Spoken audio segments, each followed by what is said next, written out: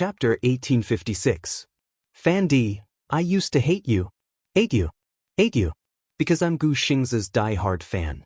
Back then, I was wondering where you came from and how you could become Master Xingzi's imaginary lover. But after watching the movie, I realized that you and Master Xingzi are really compatible. I hope you two are really together.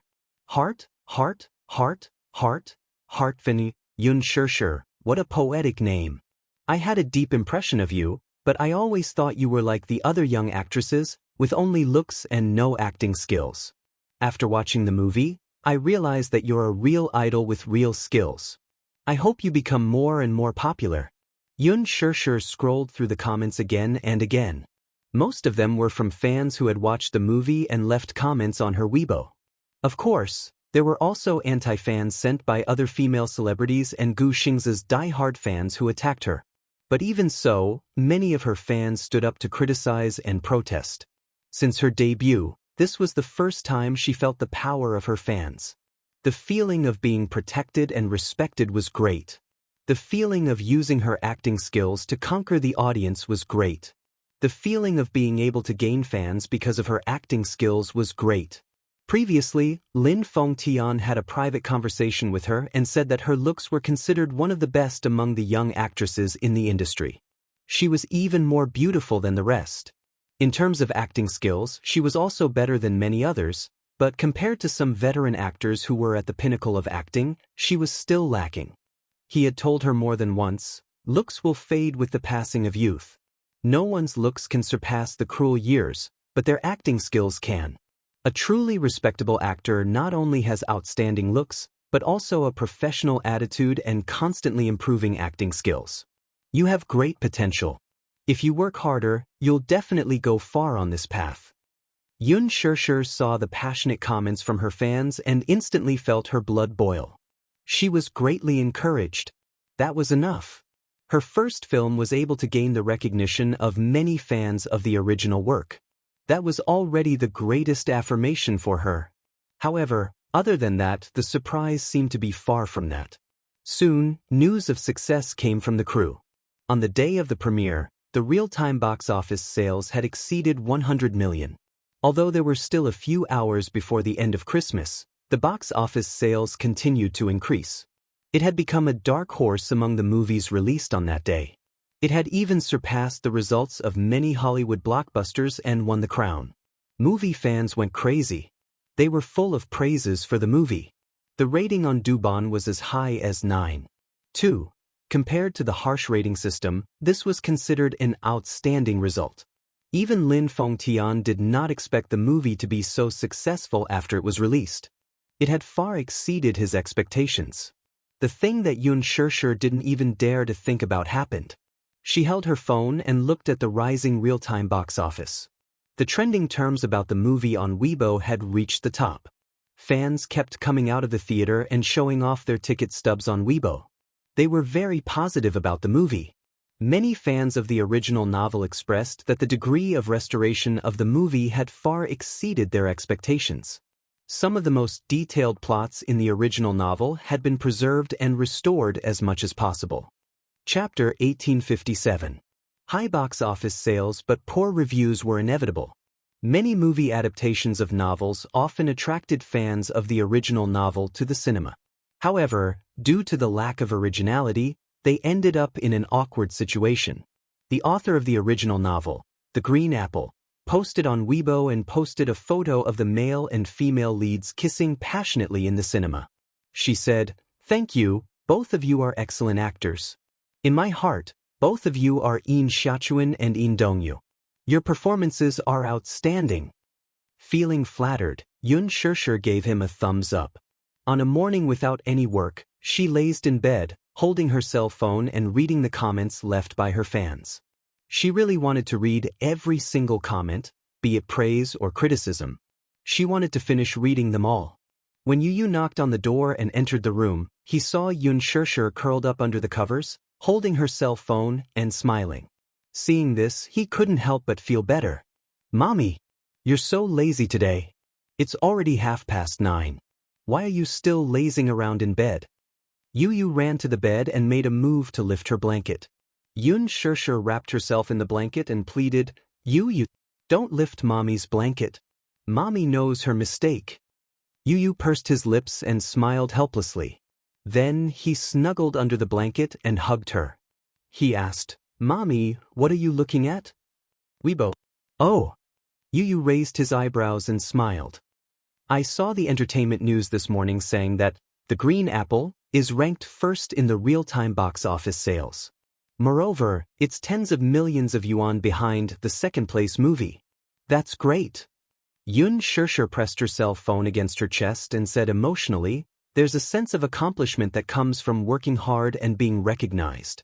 I feel very satisfied to have my efforts respected and acknowledged by others. It's early in the morning. Is Mommy so happy? Yu was happy to see that she was in a good mood. After all, his mother had worked hard for this movie. Yu was naturally happy for her that it was a success. Xianxia was also filled with emotions. At first, when the movie was released, she was very nervous. She felt that she wasn't good enough and wouldn't be recognized. Even if she worked hard, she might not be recognized by the fans. Moreover, on the day of the release, there would be many blockbusters competing with her. She did not want to be a hit, she only wanted to be able to fight steadily. At the very least, she did not want to be known as a beauty with poor acting skills. When it came to acting, it was purely out of interest and not because of the vanity of wanting to be famous. In the evening, the real-time box office sales were finally confirmed. On the day of the screening of The Green Apple, it had achieved a box office of 150 million yuan, breaking Lin Fengtian's expectations. That night, the film crew held a sensational celebration party. Although Gu Xingzhe was absent, all the main cast members present were looking forward to the final box office earnings of the film. Everyone believed that the final box office sales of the movie would definitely exceed Lin Fengtian's expectations. 2 billion shouldn't be too difficult to conquer. On the night of the celebration party, many media outlets participated in the party and published many articles. Huan Yu struck while the iron was hot. They threw in a lot of resources and carried out the post-production publicity. It was almost explosive publicity. The front pages of all the major web portals, Weibo, forums, Tieba, and online guilds were bombarded one after another. Almost everyone knew about this movie. Chapter 1858. The production crew pulled open the curtains of the nationwide roadshow. At the start, there were a few thousand audience members at the premiere, and at the end, there were tens of thousands of movie fans at Beijing University. The first roadshow was very successful. Many netizens also spontaneously promoted the movie online, and there were endless positive reviews. Many people who did not pay attention to movies noticed this movie with high positive reviews, so they all went to the cinema to see it. The movie officially entered the competition for the Lunar New Year slot, and all the studios started to work hard. Whether it was publicity or hype, everyone wanted to get a share of the pie during the golden Lunar New Year slot at the end of the year. The battle for the box office was in full swing. After the first day, the box office decline that Lin Fengtian was worried about did not happen. On the contrary, it gradually increased. On the fifth day of release, the box office had already broken the 500 million mark and was heading towards the 1 billion mark. This was probably Lin Fengtian's most outstanding movie ever since he entered the industry. In the past, the teen movies were praised for being good, but not very popular.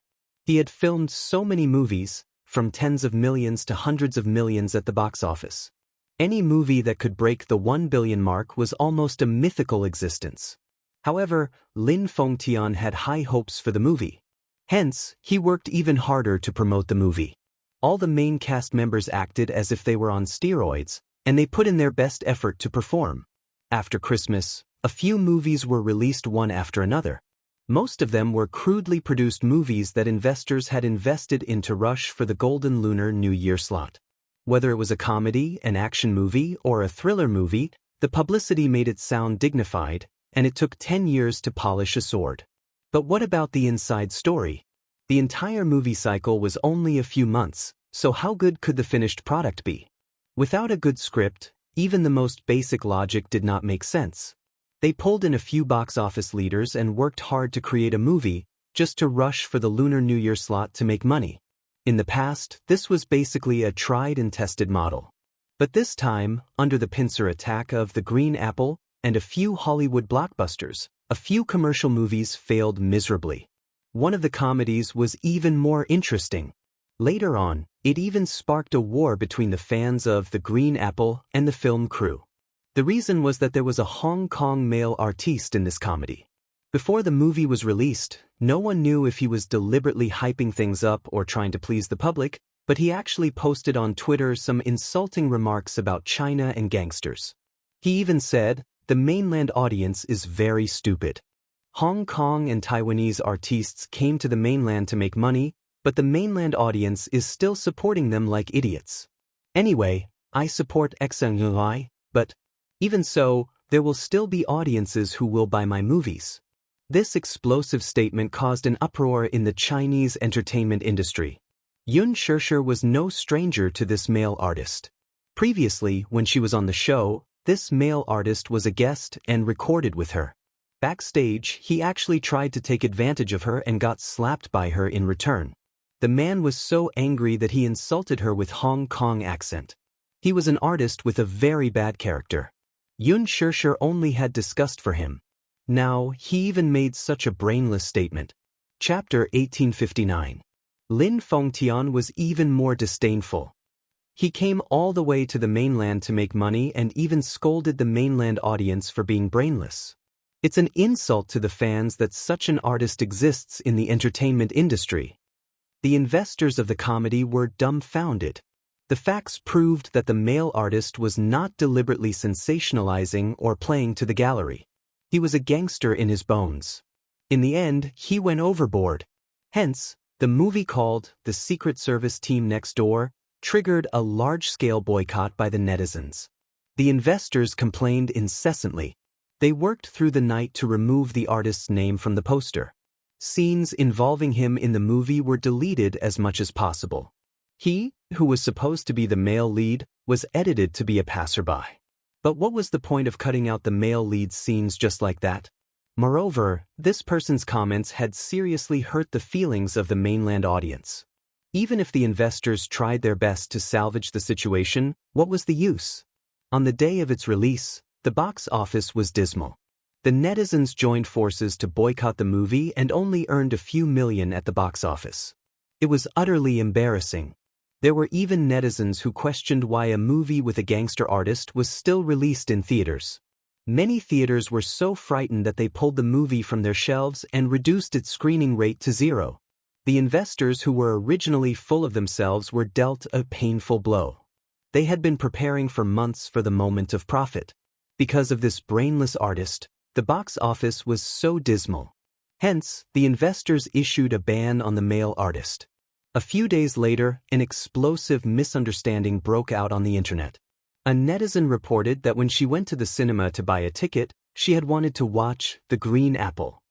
In the end, she did not get a printed ticket but a handwritten one. She suspected that a movie had stolen the box office of The Green Apple. Following that, many netizens commented. Some said that they had wanted to watch The Green Apple, but ended up getting tickets for The Secret Service Team Next Door. She tried to reason with the cinema but was met with rolling eyes. This was exposed on the internet, and there were even screenshots as proof. Many netizens also responded to this problem. Most of them had bought tickets for The Green Apple, but ended up getting tickets for The Secret Service Team Next Door. Later, after a media investigation, the results were that The Secret Service Team Next Door earned a few million at the box office, but the attendance was extremely low. It was only 0.1%. What did that mean? In other words, hundreds of thousands of people had bought tickets, but only a few hundred people had walked into the theater. It really made one not know whether to laugh or cry. She bought a movie ticket but didn't watch it. What did this mean? This meant that The Secret Service Team Next Door was suspected of stealing the box office. If the fake box office sales were excluded, then the box office sales for the first day of The Secret Service Team Next Door would probably be less than a few tens of thousands. Later, the judicial department got involved, and the result was that the investors didn't want the box office to be too dismal and lose face, so they reached a consensus with many cinema chains. When the audience bought tickets for The Green Apple, the box office would be included in the box office of The Secret Service Team Next Door through under-the-table manipulation. The production team of The Green Apple sued the producers of The Secret Service Team Next Door and the cinemas involved in the incident, seeking compensation of several million yuan. In this way, the production crew of The Green Apple had been hyped up. Chapter 1860. The movie's popularity gave Xianxia a taste of instant fame. Attention, instant fame. The momentum of her fame caused her net worth to soar again and again. The considerable benefits brought by the movie were different from her previous experiences of being famous. It was immeasurable. Previously, Qin Zhou had hyped her up. While bringing her fame, it also brought her a lot of abuse and humiliation. But now, she had used her abilities to prove to those doubtful gazes that an actress could be good at acting as well as having good looks. Lin Fengtian was sincerely happy for her. After a road show, backstage, he said to her meaningfully, "Xianxia, congratulations. You're really famous now. But at the same time, I hope that you don't become arrogant just because you're famous. Many celebrities often lose themselves after they become famous. I hope that you don't change your original intentions and continue to hone your acting skills. You will definitely become a big shot in the future. The title of Best Actress belongs to none other than you." Xianxia thanked him again and again. She cherished Lin Fengtian's recognition of her talent. His appreciation of her naturally made her feel flattered. If there was a chance to work with him again, it would be the best. He was her mentor and good friend, as well as her talent scout. What moved her even more was that Lin Fengtian had made an exception and signed an agreement for her to share the profits. She was the only actress in the cast who could get a share of the profits from the box office. What did that mean? If the box office hit 1 billion, she would get a share of more than 10 million yuan. That was already considerable. Moreover, the box office was still rising. No one knew how high the final result would be. Maybe there was a chance to break the domestic box office record, and the chances were very high. Qin Zhou was very indifferent to her sudden popularity. Or rather, it could be said that this was within his expectations. The person he liked had to be very outstanding. He had already foreseen that she would become famous, so he was not too surprised. "Xianxia, you will become even more famous." He only said this one sentence. The popularity of the movie came with an endless stream of advertising contracts and gold medal offers. Many film crews and advertising companies took a fancy to her rising popularity and offered her an 8-figure endorsement fee, which left her flabbergasted. Therefore, the advertisers who had signed the endorsement contract with Xianxia earlier were secretly delighted. Previously, Xianxia was still considered a nobody. Although she was a little famous, her endorsement fees were naturally not comparable to those of the A-list starlets. Therefore, most of them were only a few 100,000 or a few million. Louis Vuitton's 10 million contract was already the maximum. This was all because of Mu Yaja. But now, with hundreds of millions of box office earnings, she had become a hot commodity in the eyes of advertisers, and advertising contracts had been thrown at her one after another. At the same time, many high-traffic program groups also invited her to appear on their programs. For a moment, she was in the limelight and became a popular young actress, attracting the attention of everyone. More and more audiences noticed this newcomer with good acting skills, and she also attracted the attention of many well-known directors. She received so many offers that her hands were about to go soft. Qin Zhou was very busy reading the script. Xianxia also worked at night. She stayed up late to read the script, but the more she read, the more dizzy she felt. There were many offers, more than 10 scripts, and it was not a joke at all. There were web dramas, period dramas, idol dramas, palace dramas, and even spy dramas. Chapter 1861. Audience popularity and popularity were different. Most of the people who watched movies in front of the TV were middle-aged. Audiences at this age would not become fanatical fans, but their names would be familiar to the audience and increase their popularity. Popularity meant that the ratings and box office would be guaranteed. At the same time, it meant that one's value would rise. Value was like a stock. It would rise and fall. But if one accumulated strong audience popularity, one's salary would be guaranteed. What Yun Shirshir needed the most now was audience popularity. She had the popularity, but her popularity was not enough. Her box office appeal could not be compared to the A-list big brands. Therefore, she had to put in more effort in choosing the scripts. However, the scripts were of varying quality and quality. Yun Shirshir felt her head spinning. However, when it came to picking scripts, Qin Zhou had a unique eye. When it came to scripts, he was extremely picky and strict. He didn't even look at some of the crudely written scripts, nor did he accept any of them. Most of the film contracts he accepted were usually made after staying up late to read the script and thinking it over and over again. A good script was difficult to evaluate. Although some scripts had low production rates, they were good scripts. Some scripts had high salaries, but to Qin Zhou, they were of no value. She accepted 2 TV dramas and 3 movies. The most exaggerated thing was that her schedule was scheduled for 3 years later. When Yun Shirshir saw that her schedule was full, she felt dizzy and had mixed feelings. This was probably the mixed feelings after becoming famous. Facing the 7-digit increase in her account every day and the increasingly crowded schedule, she did not know whether to laugh or cry. For the rest of the schedule, Qin Zhou did not stop to negotiate contracts for her. Yun Shirshir rushed for the promotional period of the movie. After becoming famous, the company requested her to update her Weibo more frequently. During the roadshow, she updated her Weibo more. Before bed, she updated her Weibo even more when reading the script. This was to increase her exposure during the movie's screening period. Of course, the fans who left comments on her Weibo were much friendlier now. They were not like in the past, where they were constantly abusive. However, after becoming famous, gossip followed closely. Many people questioned whether her facial features were exquisite and whether she had undergone plastic surgery or gone under the knife.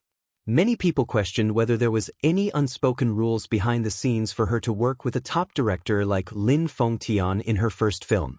Many people even suspected that she was trying to ride on Gu Xingzi's popularity by collaborating with Gu Xingzi on a dating program. Rumors about her and Gu Xingzi were also spreading like wildfire.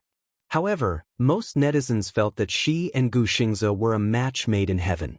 At least they were good-looking. Some of Gu Xingzi's fans even turned from haters to fans because of the movie, The Green Apple.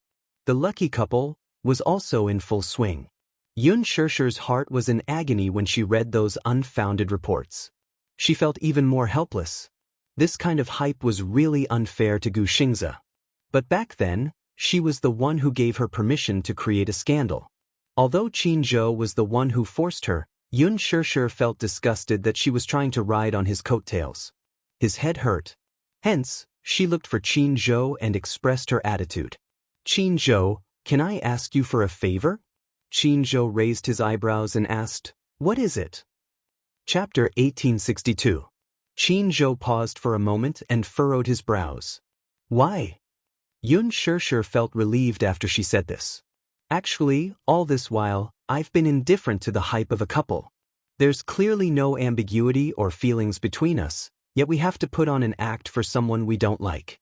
This makes us feel bad and hurts others. Moreover, I also feel that it's too unfair to Xianxia to hype myself." It wasn't because she felt that such hype was worthless because she was popular. It was because she wanted to achieve success with her acting skills, not hype. Qin Zhou was reading the documents beside him. He was so busy that he didn't even look up. He said indifferently, "I remember telling you that if you want to take root in the entertainment industry, commercial hype is very important. This is a way of operating. Even if you're popular now, you can't do without hype. After all, what matters now is exposure. If you don't have enough exposure, you naturally need hype to maintain your exposure in front of the public. So, it has nothing to do with who is fair or not. Moreover, because of the hype of the relationship, Xingzhi's exposure has also increased greatly. This is the best of both worlds. The so-called fairness doesn't exist at all, so you don't have to blame yourself too much. Moreover, the operation between you and Xianxia is my decision and means. It has nothing to do with you." Yun Shirshir fell silent. She suddenly sighed and said, "But I can't get over it. Qin Zhou, I'm already engaged. I have my own lover and I cherish it very much. So, I don't want to hurt anyone, including Xianxia. Qin couldn't help but laugh. There's no such thing as hurt. Sure, don't be too sensitive. Was she really too sensitive? Qin looked up at her and smiled helplessly. Besides, even if you want to hype it up, I'm afraid you won't have the chance anymore. What do you mean? Oh? Don't you know? The team didn't release any more news about you and Xianxia. Qin stopped what he was doing and told her the truth. On the surface, he said it casually, but there was a trace of depression in his eyes. Xianxia was stunned for a moment. She said hesitantly, then, those drafts? Qin eyes flashed with confusion. Then he replied, those posts were created by marketing accounts, not by the team. Actually, there may be one thing I want you to know. Although the news hasn't been released yet, what I want to tell you now is that Xianxia has been banned. What? Xianxia was flabbergasted. Banned? How could he be banned? I thought you should know about this. But looking at your attitude, you don't seem to know anything either. Looks like I've misunderstood you. Qin felt relieved. It seems that you really don't know about this. I don't know. Xiaxia's face was blank. This news came too suddenly, and she was caught off guard. Why was Xianxia banned for no reason? When did this happen? She had no idea at all. Chapter 1863. At first, she thought that Gu Xingzi was ill and needed to recuperate. But now, it seemed that it was not that simple. Could it be that he was really banned? Since Qin said so, it was definitely not a joke. There was no need for Qin to lie to her about such matters. But, why was he banned? Xianxia looked at Qin in confusion. She felt a little lost and a little incredulous. Why was he banned? Qin suddenly became silent. Xianxia pursed her lips and carefully probed, is there any secret behind this? Or did he offend someone important so he was banned? Sure, let me ask you, do you know Gu Xingzi's identity? Qin sudden question completely stunned Xianxia. She shook her head blankly, obviously not knowing. Have you heard of the Gu family in the capital? Xiaxia's eyes glinted as she was rendered speechless. The Gu family in the capital? Although she did not know much about it, she had heard some rumors about the Gu family. The Gu family in the capital used to be in the underworld. Later on, they cleared their name and set up a listed company. Their power spanned across both the underworld and the underworld. Although they were not evenly matched with the Mu family, they were on par with the Mu family in the underworld. In the capital, the biggest family after the Mu family was the Gu family in the capital. The Gu family controlled the underground money houses and casinos in the capital. The Gu family's hired thugs gathered densely in the East Street and the village in the city. There was a saying that one would rather offend a gentleman than a villain. Although the Gu family was not a villain, if one offended the Gu family, they would have to experience the Gu family's vicious means. She heard that there was such a rumor in the early years. At that time, the son of a government official in the capital lost a lot of money gambling on the East Street and did not pay back his debts. When the thugs of the casino came looking for him, the son took advantage of the fact that his father was the leader of the government and was rude to the principal. He straightened his back and said fiercely, "My father is Dai Jianqing. Everyone in the capital knows the Dai family's reputation. You little hoodlums, don't you know who I am? You're here to collect your debt. Wait for me to tell my dad. Be careful, my dad will flip your East Street upside down." When the hooligans heard this, they looked at each other and smiled. They turned around and tied him up in the car and took him back. As for what happened afterwards, it was rather shocking. It was said that after this brat was taken back, his attitude was very tough and arrogant. He probably relied on his strong background and spoke in a very foul tone. He even threatened to raze the Gu family to the ground. When these words fell into Gu Jinglian's ears, it alarmed the great demon king of the Gu family. One could imagine what would happen to this kid. One of his hands and one of his legs had been chopped off. She was imprisoned and tortured for half a month. When she was finally released, she was tortured to the point of insanity. Finally, she was sent to a mental hospital to recuperate. This shocking kidnapping even alarmed the city leaders, but when they found out that the culprits were the servants of the Gu family, no one dared to say a word. Chapter 1864. Seeing this, Dai Jianqing was heartbroken. Hence, he gritted his teeth and wanted to find out who the culprit was. But when he found out that it was the Gu family, he did not dare to say anything and swallowed his anger. In the end, in less than a year, he was exposed for corruption and quickly fell from power. Of course, it was obvious who was behind his fall. From then on, no one in the capital dared to provoke the Gu family after they found out about their methods. As soon as Qin Zhou said this, Yun Shishir made the connection between Gu Xingzi and the Gu family. Qin Zhou smiled and said, "Shishir, I can say this. With the Gu family as his backing, no one in the capital would dare to cause trouble for Xingzi. Of course, except for the Mu family." Gu Xingzi's meteoric rise to fame was not only due to his excellent singing and acting skills, but also because of his stunning looks, which made him a natural idol. More importantly, it was because of the Gu family behind him that no one dared to offend. When Gu Xingzi debuted in the entertainment industry, his father did not approve of him at first. With the Gu family's reputation, it would be bad if word got out that there was an actor in the entertainment industry. But after Gu Jinglian took over, not only did he not interfere, he even started to pour a lot of resources into Gu Xingzi. Everyone knew that some of the Gu family's power and assets were shady. Naturally, they needed a clean name. Although they had established a listed company, it would be too ostentatious if they invested a lot of money. Hence, Gu Jinglian set up a venture capital fund and invested a lot of money into Gu Xingzi's movies. It could be said that this was the best of both worlds. Hence, the fact that Gu Xingzi was able to stay in the entertainment industry for so long was inseparable from Gu Jinglian's support. Now that Gu Xingzi had been blacklisted, even Gu Jinglian could not do anything about it. So, who else could have blacklisted Gu Xingzi besides Mu Yaja? Yun Shishir sucked in a breath of cold air as she understood what was going on at once.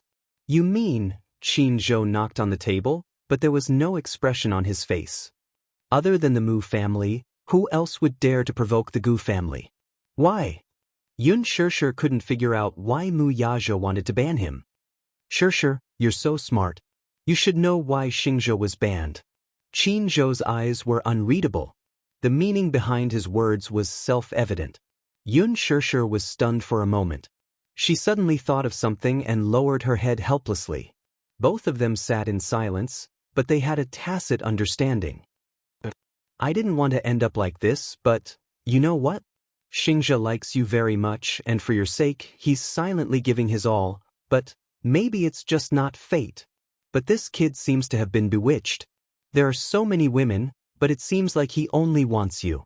Qin Zhou suddenly smiled and looked at her playfully. "I have to say, Shishir, your charm is really great. You're the only one who can make Xingzhi fall head over heels for you." Yun Shishir kept quiet. "But you don't have to blame yourself. This has nothing to do with you. He's the one who can't get over it.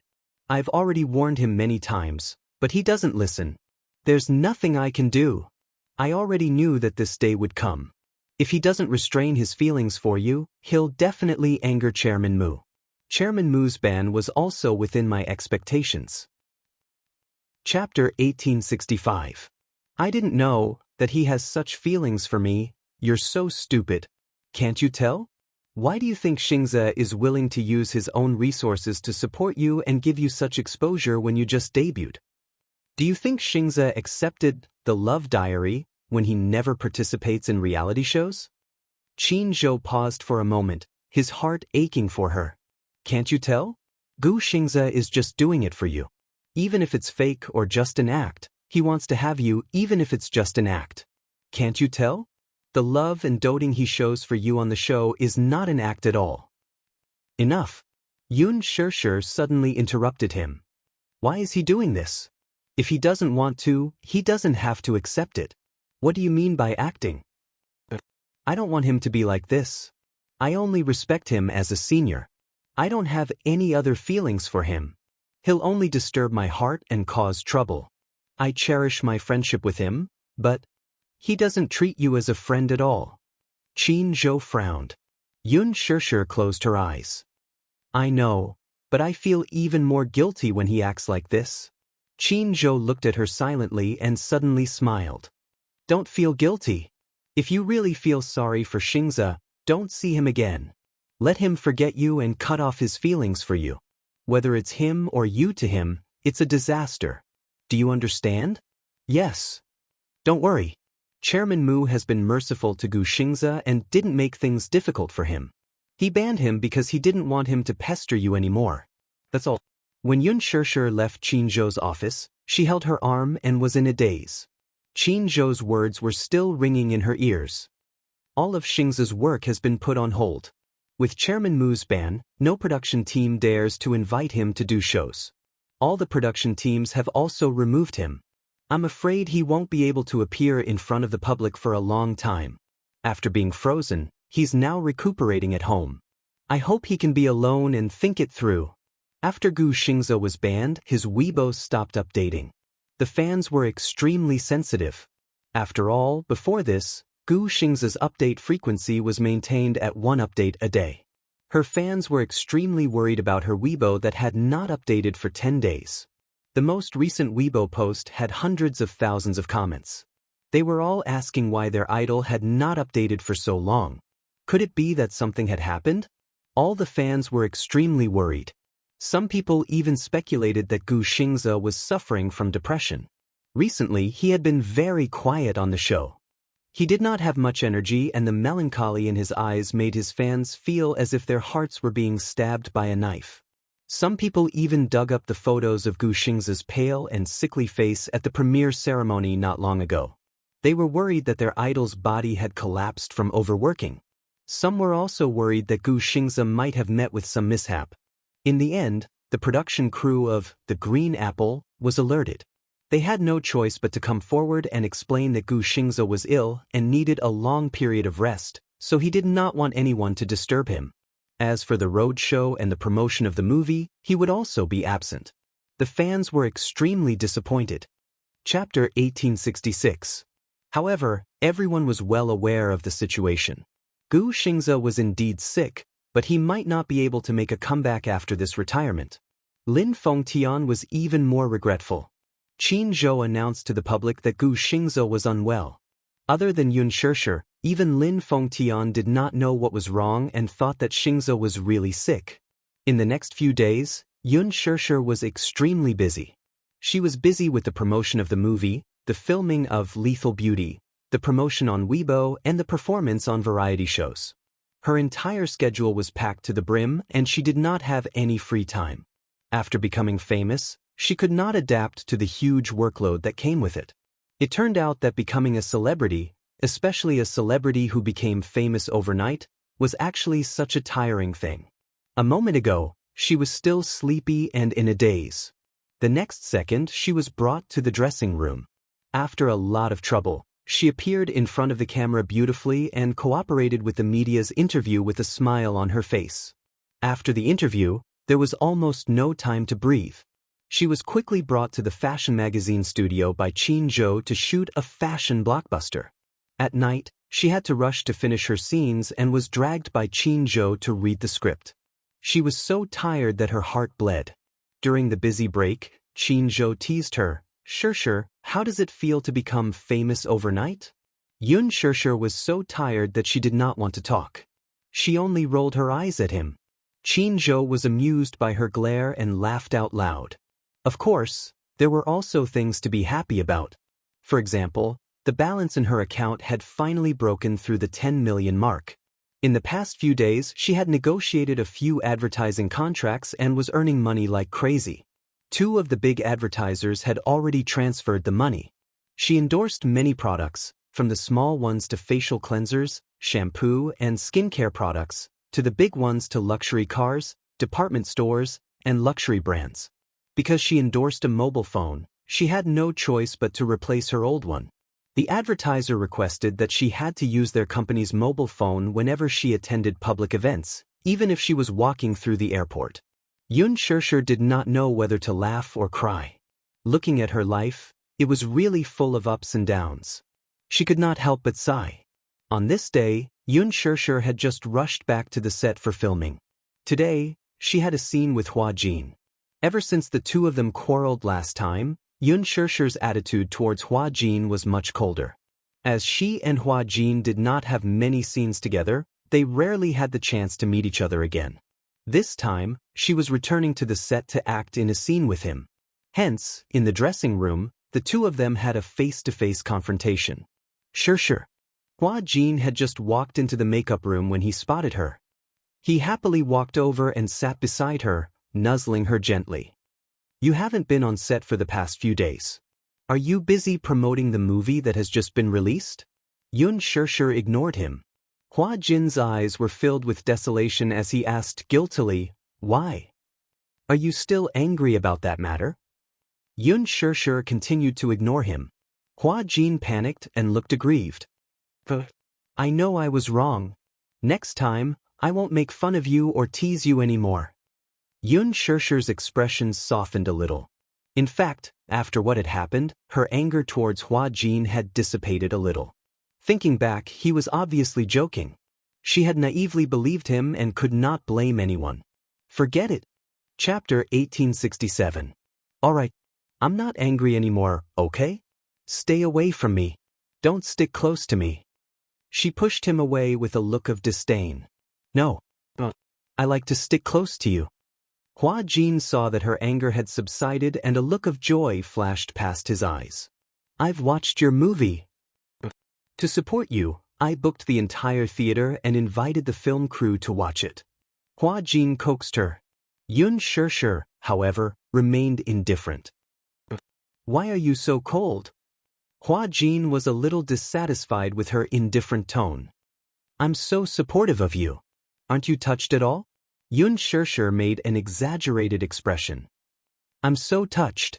After a pause, her face became indifferent again. Is that okay? Hua Jin.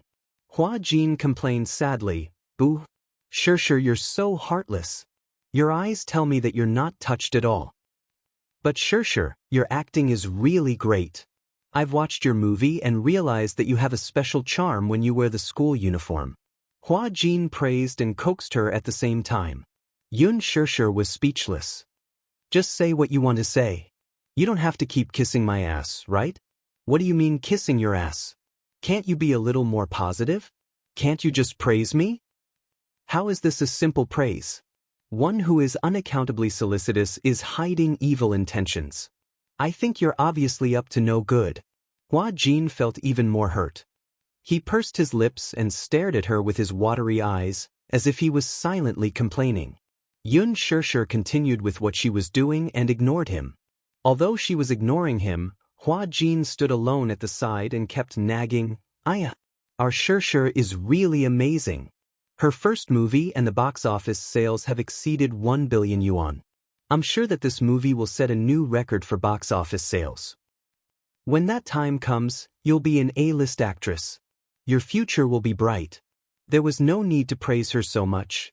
She wasn't the only one who contributed to the high box office sales. To put it bluntly, the box office appeal of Gu Xingzi and Lin Fengtian combined should have achieved this result. She was at most the icing on the cake. She was very encouraged to be recognized by the audience. She did not dare to hope for anything else. Hua Jin was still eloquent. Your acting skills are so good, and you're so beautiful. If there are a few more movies that can achieve such good results, you'll have billions in box office sales in a few years. I have a feeling that you'll definitely be able to compete for the Best Newcomer Award at the Golden Phoenix Awards. Yun Shishir frowned in annoyance as she fixed her makeup in front of the mirror. Hua Jin looked at her. His gaze suddenly fell on the diamond ring on her finger, and he was stunned. Why is there a ring on your ring finger? Hua Jin was stunned for a few seconds before he broke into a smile. Idiot. You're not engaged and not married. How can you wear a ring on your ring finger? Yun Shishir suddenly turned to look at him. What does it have to do with you whether I wear a ring or not? Hua Jin felt even more wronged. I'm just concerned about you. As he said this, he reached out to grab her hand. You can't wear a ring carelessly.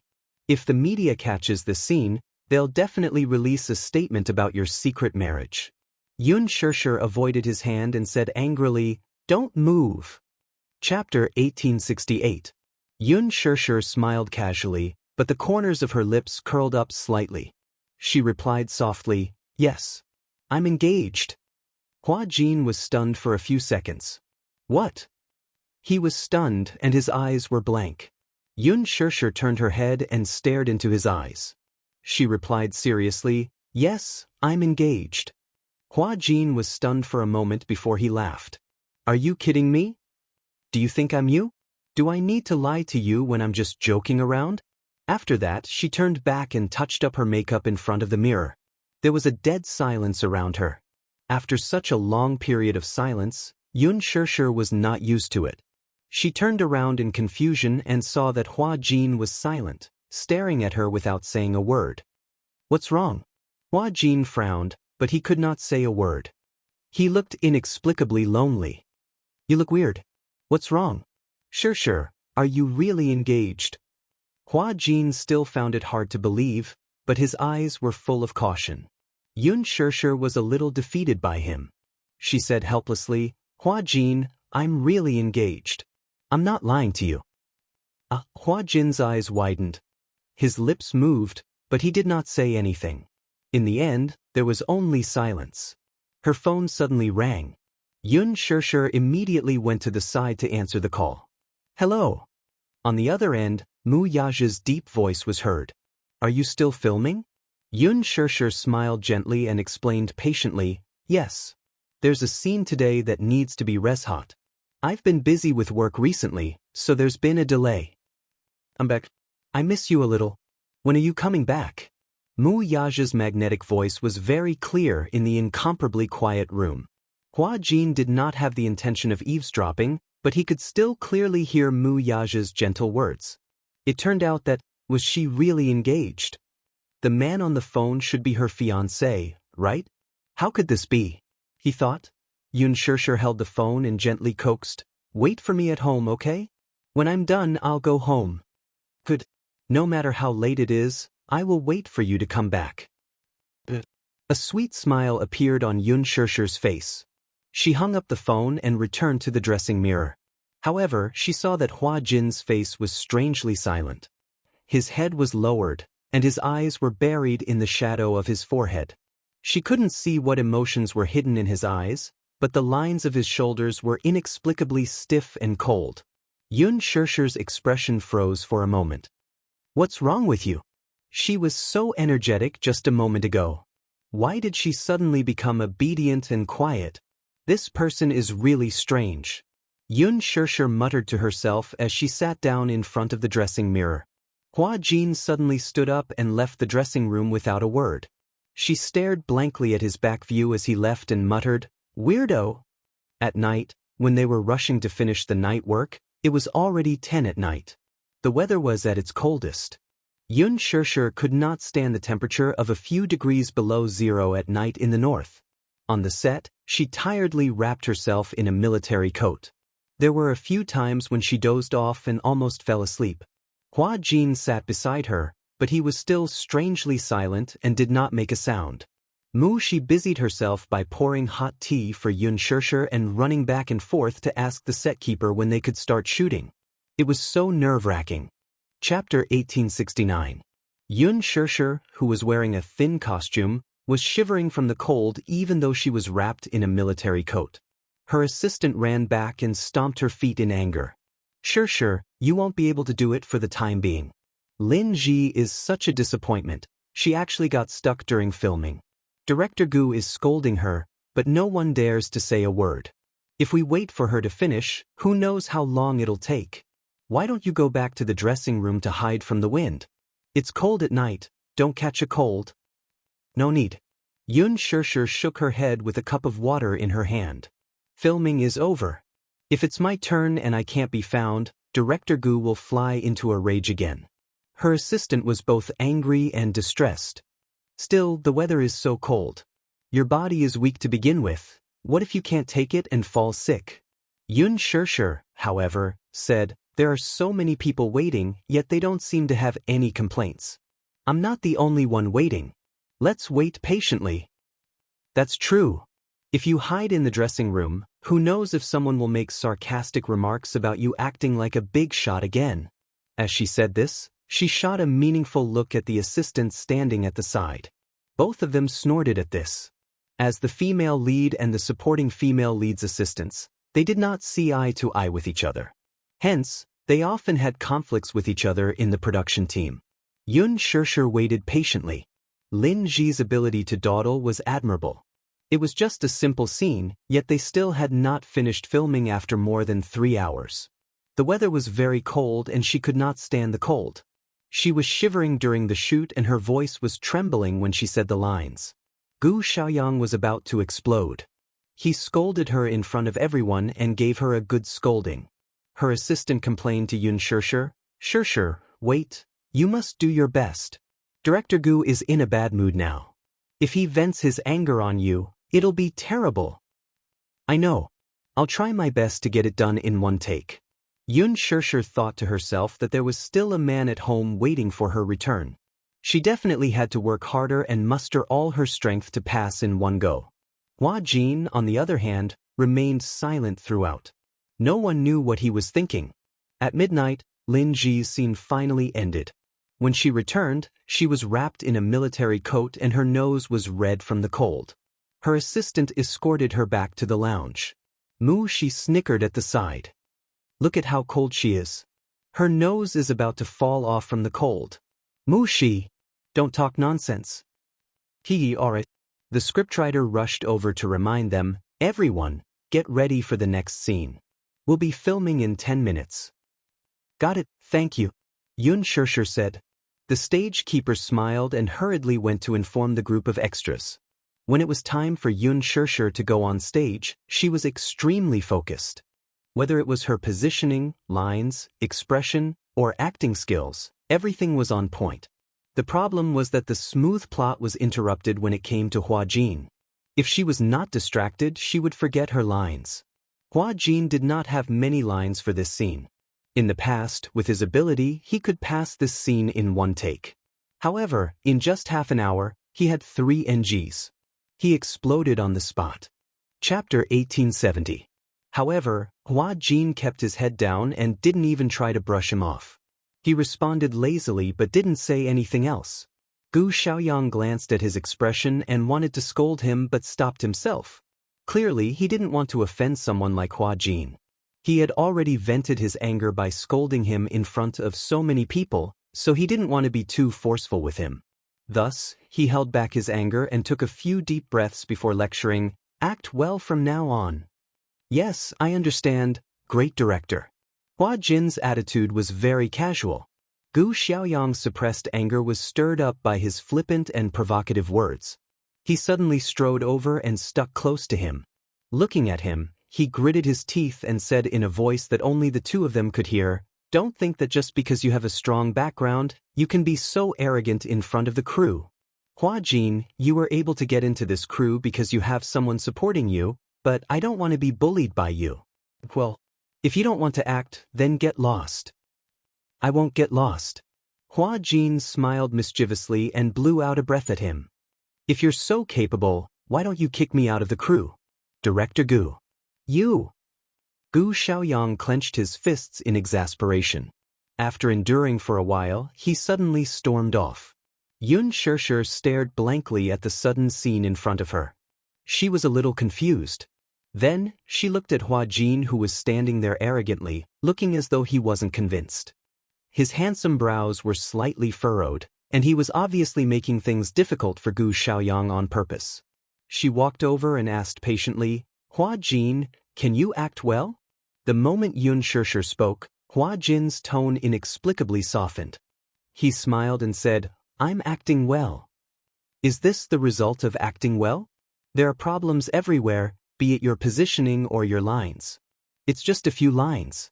How many NGs have you had?"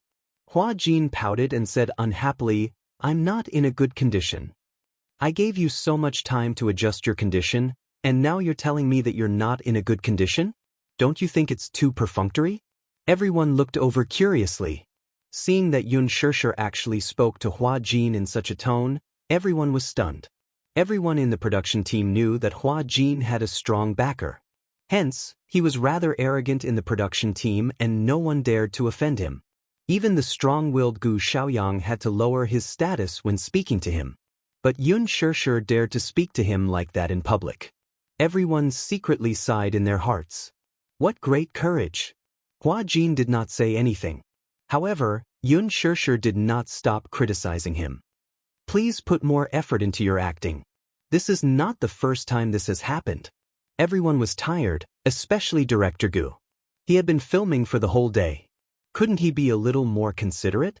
Is there a need to drag everyone down and suffer with you on such a cold night? Hua Jin only said one sentence, I'm not happy. Not happy? Yun Shishir was so angry that she laughed. If you're not happy, you want everyone to suffer with you? Hua Jin, aren't you a little too selfish? Hua Jin stared at her, dumbfounded. Then, he suddenly said in an extremely strange tone, Shishir, are you in a hurry to go home after filming? What? Chapter 1871. Hua Jin's tone was very strange. It vaguely gave off a feeling of jealousy. Yun Shishir did not understand why he would say such strange things and smiled coldly. Everyone wants to finish filming as soon as possible and go home to accompany their families. Hua Jin's eyes were filled with loneliness, but he laughed at himself. That's great. Someone is waiting for you to come home, but I'm not. There was envy and disappointment in his eyes. Yun Shishir, Hua Jin lowered his head and compromised. Okay, I'll do my best and try to pass it in one take. I won't take up your time. The following scenes were surprisingly smooth. Basically, all the scenes were completed in one take.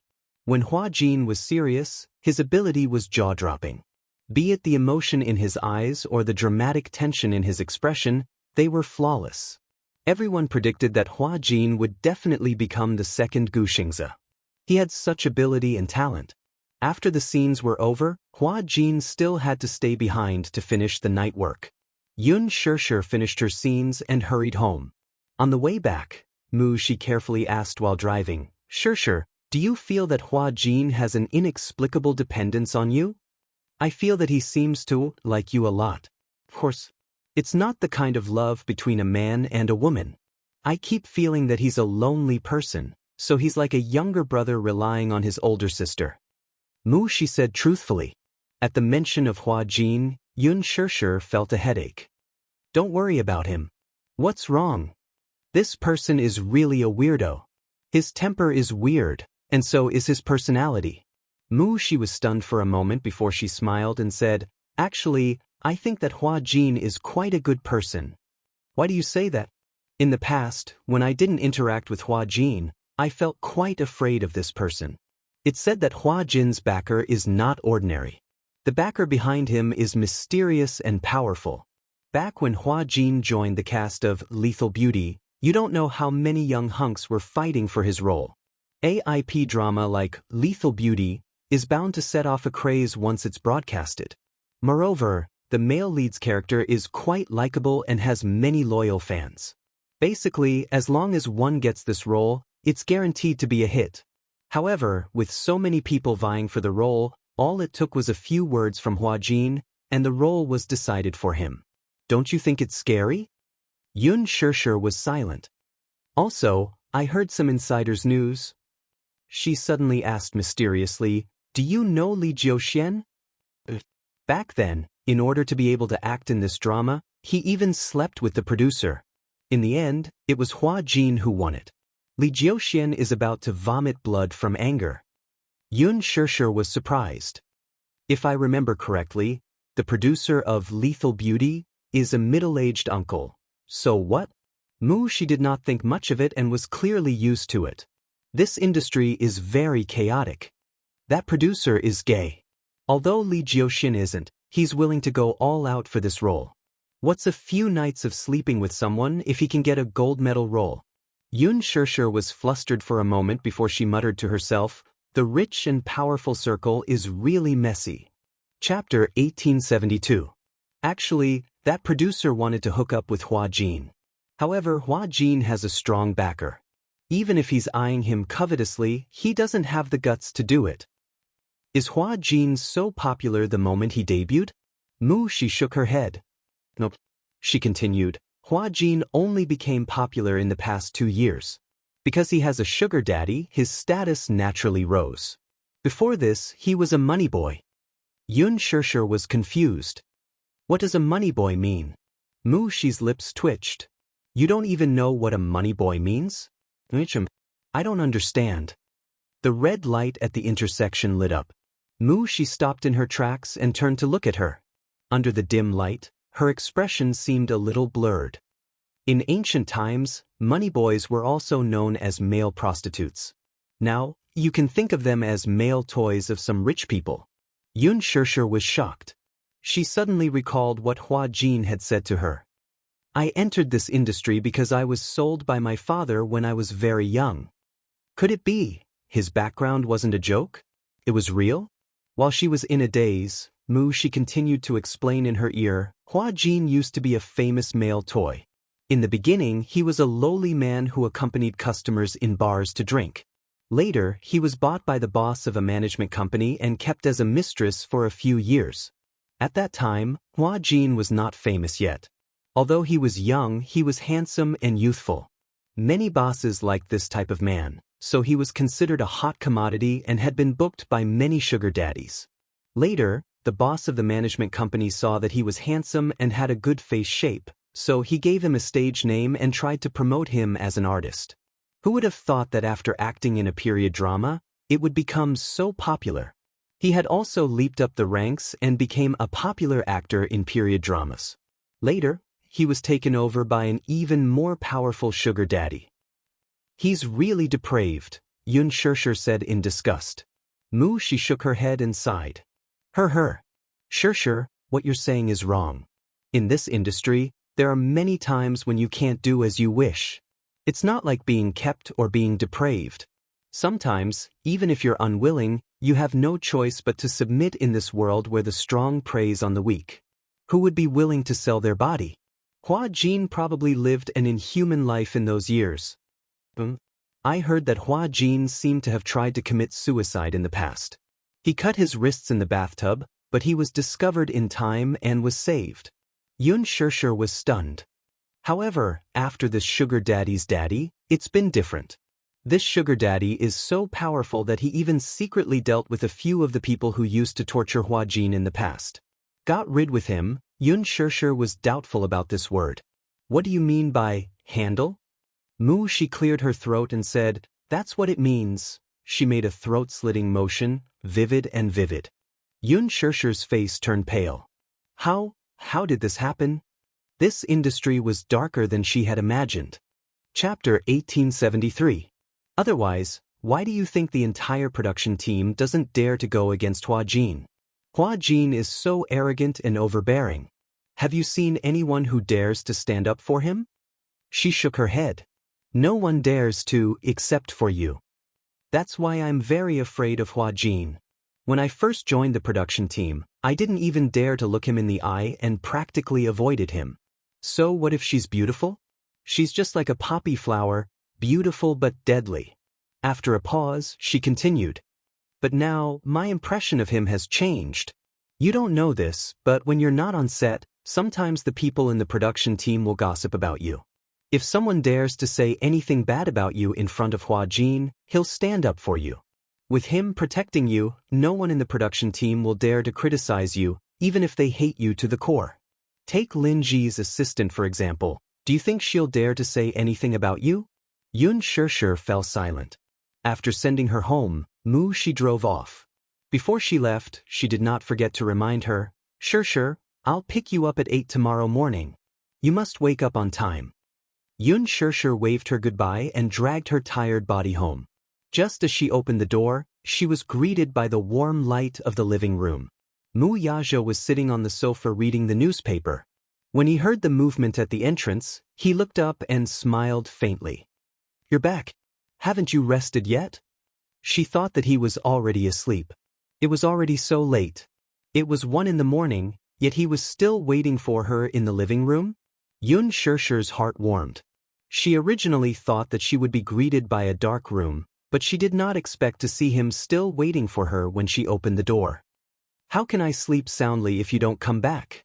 Mu Yaja said as he gently patted the sofa. Come here. His summons made her feel like a summoned beast.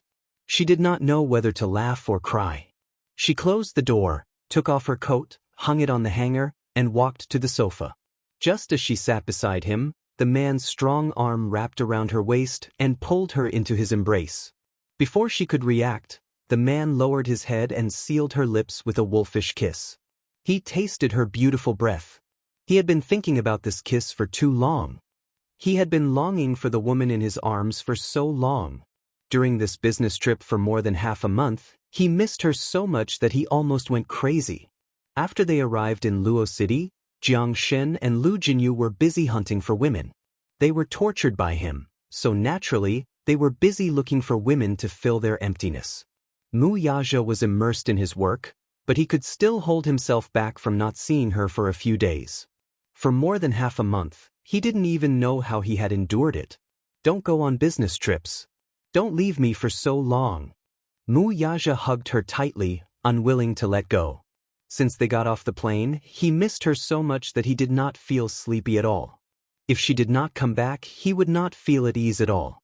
Otherwise, why did they say that absence makes the heart grow fonder? Lovers in love, not to mention half a month, even if they were separated for 7 or 8 days, they would still miss each other so much that their souls would leave their bodies. Not to mention the long period of more than half a month. Yun Shirshir missed him too. If it were not for the huge workload in the past half a month, she would not even know how to deal with this long night without him. Chapter 1874. He hugged her, and she hugged his waist in return, passionately responding to his demands. She even knew how to take the initiative to pry open his thin lips, entangling with his warm tongue, unable to part. She missed him too. She missed the warmth of his body. She missed the mesmerizing curve of his lips. Yun Shirshir lingered on his lips. After a few flirtatious moments, she panted coquettishly and looked at his handsome and devilish face with her languid eyes. Why are you back so late? He said in a displeased tone, but his tone was full of indulgence and there was no hint of blame in it. Yun Shirshir replied, the filming took place very late and the weather was cold, so the progress was a little slower. Stop filming. As he rubbed against her ear, his breath smelled like orchids as he whispered these words. This was not the first time he had said this. Filming had taken up too much of their time together. He felt very dissatisfied. Yun Shirshir looked a little guilty. She cupped his face and comforted him. Aren't I back now? You're back so late and you're still speaking in such a self-righteous tone?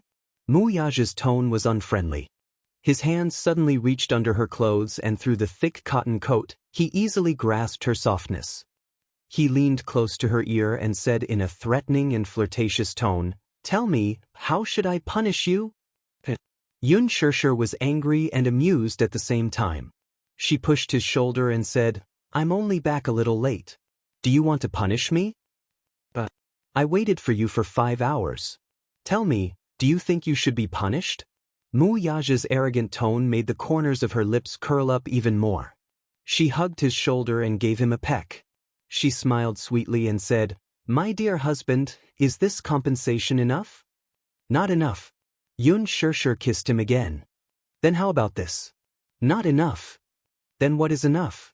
Mu Yaja sucked on her cheeks reluctantly and kissed her deeply. He persevered in exploring the sweetness between her lips. However, at this moment, only a kacha sound could be heard. The bedroom door was opened. Mu Yaja was the first to react. He looked up and saw Yu Yu in his pajamas suddenly appearing at the end of the corridor. He looked at the intimate scene in the living room and was tongue-tied for a moment. There was a look of uneasiness on his little face. He stood there uneasily and wanted to retreat silently. However, when he saw Mu Yaja's gaze on him, he could not move his feet for a moment. D****. Yu Yu helplessly covered his face. He was clearly speechless. What a coincidence, he actually caught his daddy and mommy being lovey-dovey again. How awkward. And this was not to mention, to God Tao is it telepathy? As long as daddy and mommy were being intimate, he would always appear coincidentally. He to Momo you to mommy and daddy to mommy. To mommy to mommy to mommy to mommy and mommy and to momta yy to daddy and daddy to mommy and momly to mommy and to momus. Would daddy think that it was premeditated? To daddy on purpose? He was innocent. He was not going to take the blame.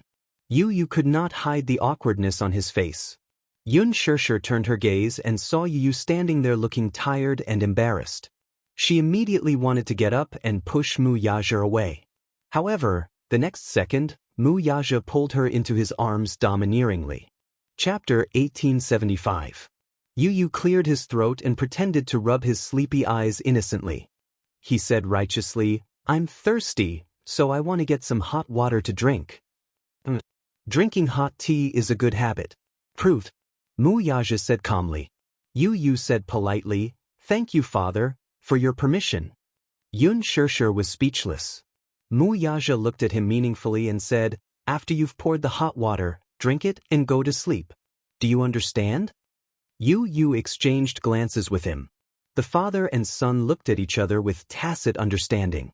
One of them was using his eyes to say, "I'm busy with your mommy." The other was using his eyes to reply, "I understand. I'll avoid it." Yu nodded and smiled knowingly. "Got it." Then, without looking sideways, he rushed into the kitchen. Within half a minute, Yu returned with a cup of hot tea and walked into the bedroom without looking away.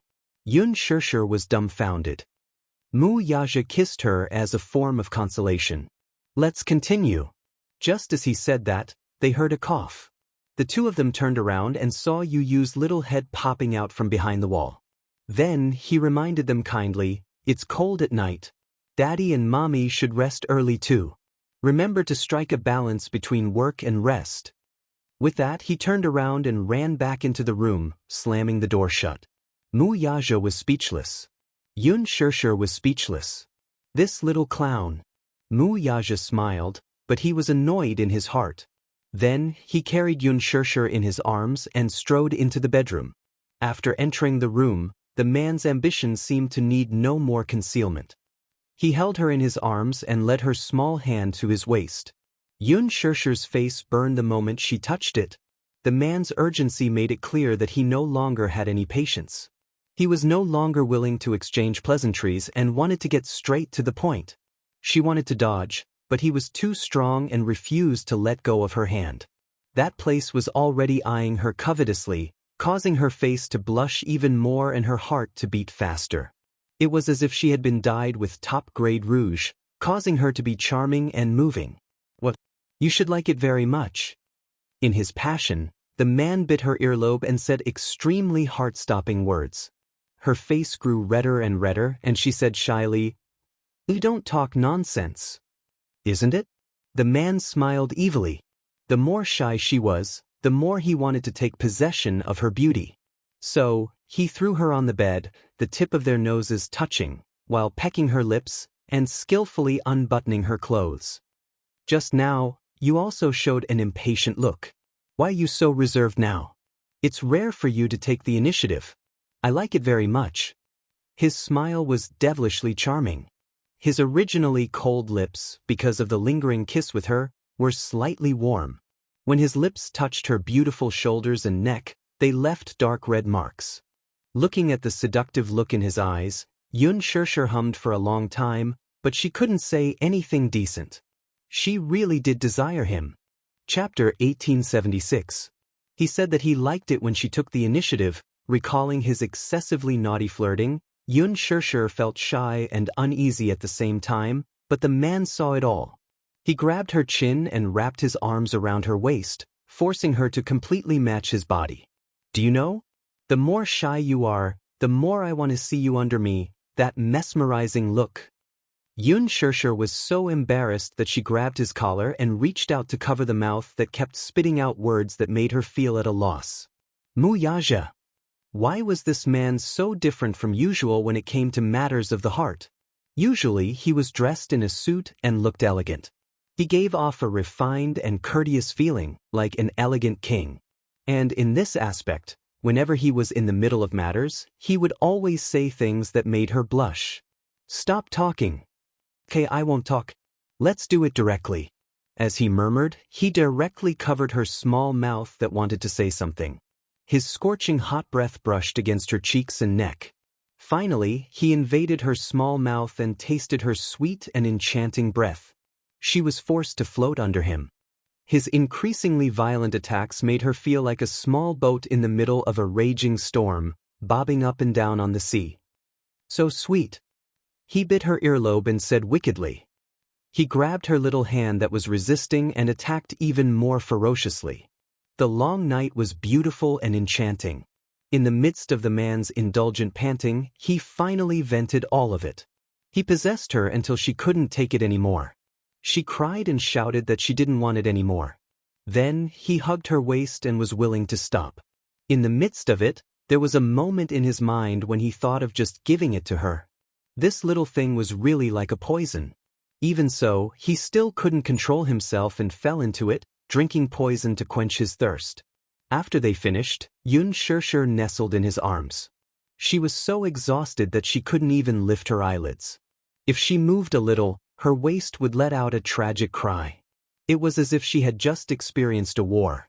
She felt that her whole body was about to fall apart. She was so useless. She had really worked hard to train herself, but she still couldn't handle the man's overly strong physical strength. He supported her body and lowered his head, taking in her beautiful and seductive posture. If this little thing was in ancient times, she would be a demoness that could bring disaster to the country. Even the most clear-headed monarch wouldn't be able to control himself in front of such a stunner. With such a stunner, how would he have the mood to worry about the state affairs? When he thought of it, he felt that he was a little like a fatuous monarch in ancient times who was obsessed with beauties. Wuxia smiled playfully and hugged her tightly, eliciting a soft gasp from her. "What's wrong? My waist is a little bit. Why is it?" She laughed in exasperation. "You're still asking me? You're really—" The man murmured, but his hands were very gentle, and he began to knead for her. Xianxia dodged as if she had been electrocuted. Why are you like this? All right, I won't tease you anymore." Chapter 1877. Although he was not a professional, his technique was especially gentle. Under his kneading, Xianxia let out a comfortable moan and her body relaxed a lot. Wuxia was angry and amused at the same time. How could this woman be so delicate? However, the more delicate she was, the more he wanted to dote on her. After giving her a massage, he carried her to the shower room and cleaned up the two of them, who were sweating profusely from the shower. Feeling refreshed, he carried her into bed, turned on the heater, and fell asleep with her in his arms. It was a dreamless night until the sun rose. She called to wake her up. When Xianxia woke up, the sky outside the window was dark. In winter, the sun woke up later. At 7 o'clock, the sky had just turned bright. The weather in the morning was very cold. She struggled with herself for a long time before she was willing to get out of the warm bed. At this time, a certain man was still immersed in his sleep. He hugged her domineeringly. His strong arms were like a pair of shackles that were difficult to break free from.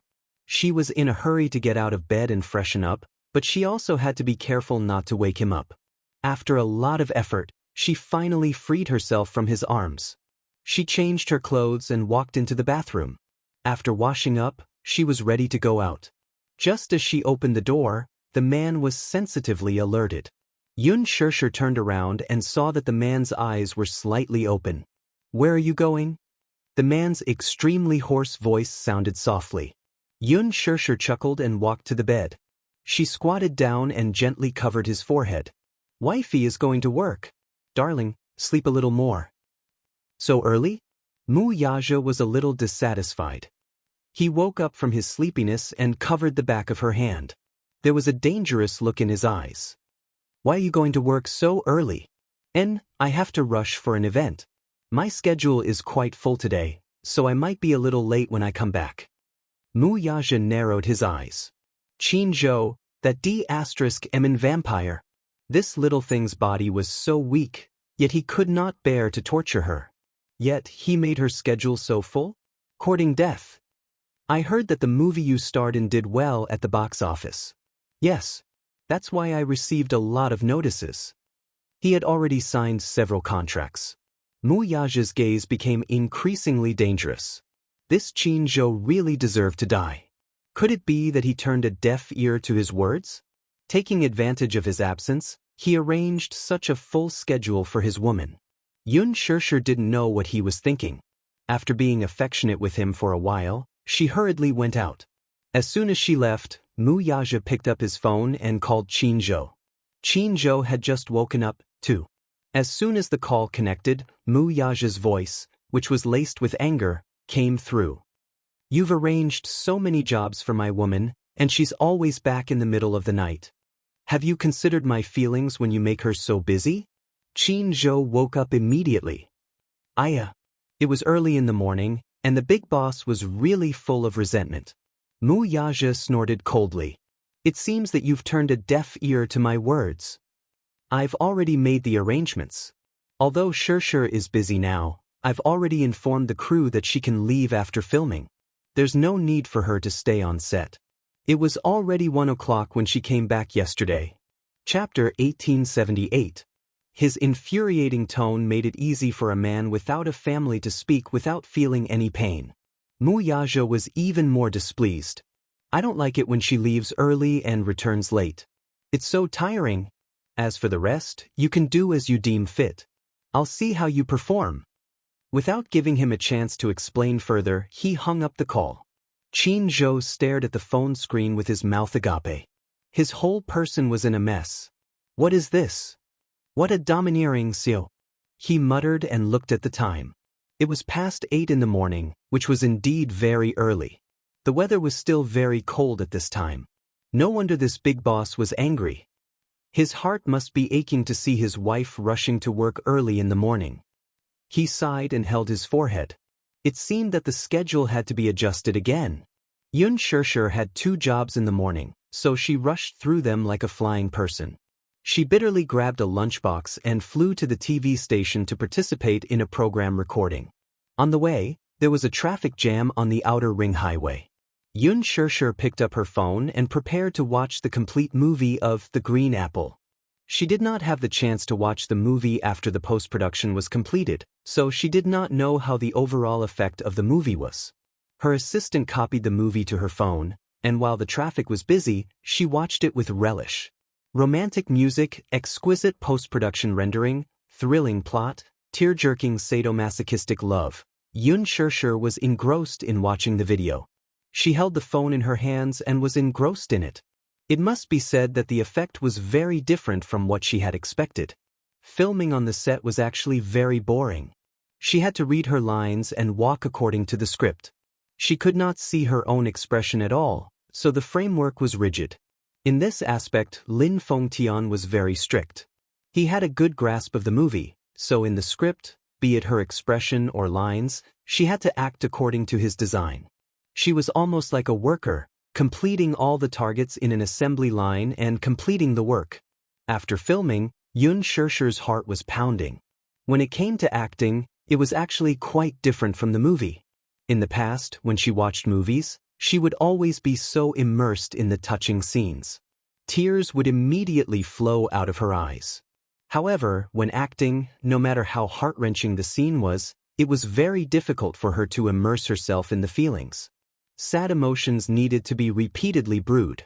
When she really could not squeeze out tears, she would shut herself in a quiet little dark room and constantly imagine sad things. With sad music, she could grasp that feeling and return to the set to continue. However, after excellent post-production, the movie was different. When the scene came out, it was clearly a joyous scene during the filming. But in the movie, when the bridge was played, coupled with the heart-wrenching BGM, sadness filled everyone's hearts. Especially at the end, Yun Shishir found it hard to control her sadness, and tears burst out of her eyes. When Mushi saw this, she did not know whether to laugh or cry. Shishir, why are you so disappointing? How could she cry while watching her own movie? I really admire you. Yun Shishir said awkwardly, because it's very touching. Chapter 1879. Yun Shishir broke into a smile through her tears. Actually, I didn't notice it when I was acting, but when I watched it, after the post-production, This kind of sad emotion came out without any brewing. When other people watch their own movies, they laugh as they finish watching them. They even feel embarrassed after watching them. You, on the other hand, actually cried while watching it. She changed the topic and praised sincerely, "Xianxia, your acting is really good. Do you still remember? Before the movie was released, many people doubted you, humiliated you, and looked down on you. But now, you've proven yourself with your capabilities. Your acting is really good. Yin Xiaochuan's character has been vividly portrayed by you. Don't flatter me. I'm just speaking the truth. How can this be considered flattering?" She smiled and then focused her energy again. After a long traffic jam, Xianxia finally arrived at the TV station and was almost late. She was so scared that she broke out in cold sweat. The recording of this show was very important to Xianxia. Because it was the TV station's variety show with the highest viewership ratings, it was inevitable that other celebrities would be unhappy with Xianxia for being late and would say that she was acting like a big shot. Xianxia was supposed to participate in this episode's recording. However, due to certain reasons that could not be announced to the public, Xianxia could not participate. Helpless, the production team could only replace him at the last minute. This person was no stranger to Xianxia. Li Jiuxian. Seeing Li Jiuxian, Xianxia was suddenly reminded of the gossip she had told her yesterday.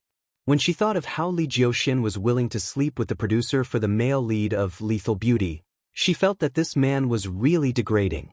In the past, she thought that Li Jiuxian's looks were outstanding, his acting skills were not bad, and his temperament was gentle and elegant. She did not expect him to be so unrestrained in private. It was really hard to imagine. Xi's gossip really destroyed her worldview. What 9 dragons playing with pearls? What deep water bombs? The chaos in the industry had caused her to keep a distance from any celebrities. Hence, in the dressing room, the moment her assistant left, Xianxia heard the other senior staff gossiping about her. "Sister Meng, the newcomers nowadays are all very arrogant. Look at him, he's just debuted and has only starred in 1 movie. He's already so arrogant. She's the Phoenix girl that Director Lin personally appointed. She comes from a high family. How can she be the same as us? So what if you're Lady Phoenix? She just debuted and she's already so proud of being the female lead. It's obvious that she's looking down on us small C-listers. People who became popular overnight were indeed different. However, who knew how she got the role of the female lead? It's not easy to be the Phoenix girl. She just debuted and already has such good resources.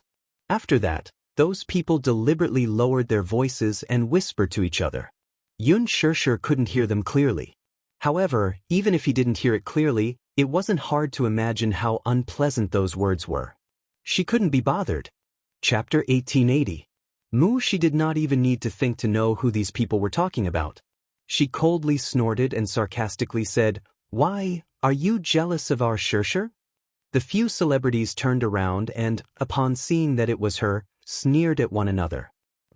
What has it got to do with you? It's a cat catching a mouse. Xianxia is our artist. If I don't care about you guys gossiping about her behind her back, who will? Crazy. Forget it. Sister Meng, ignore them.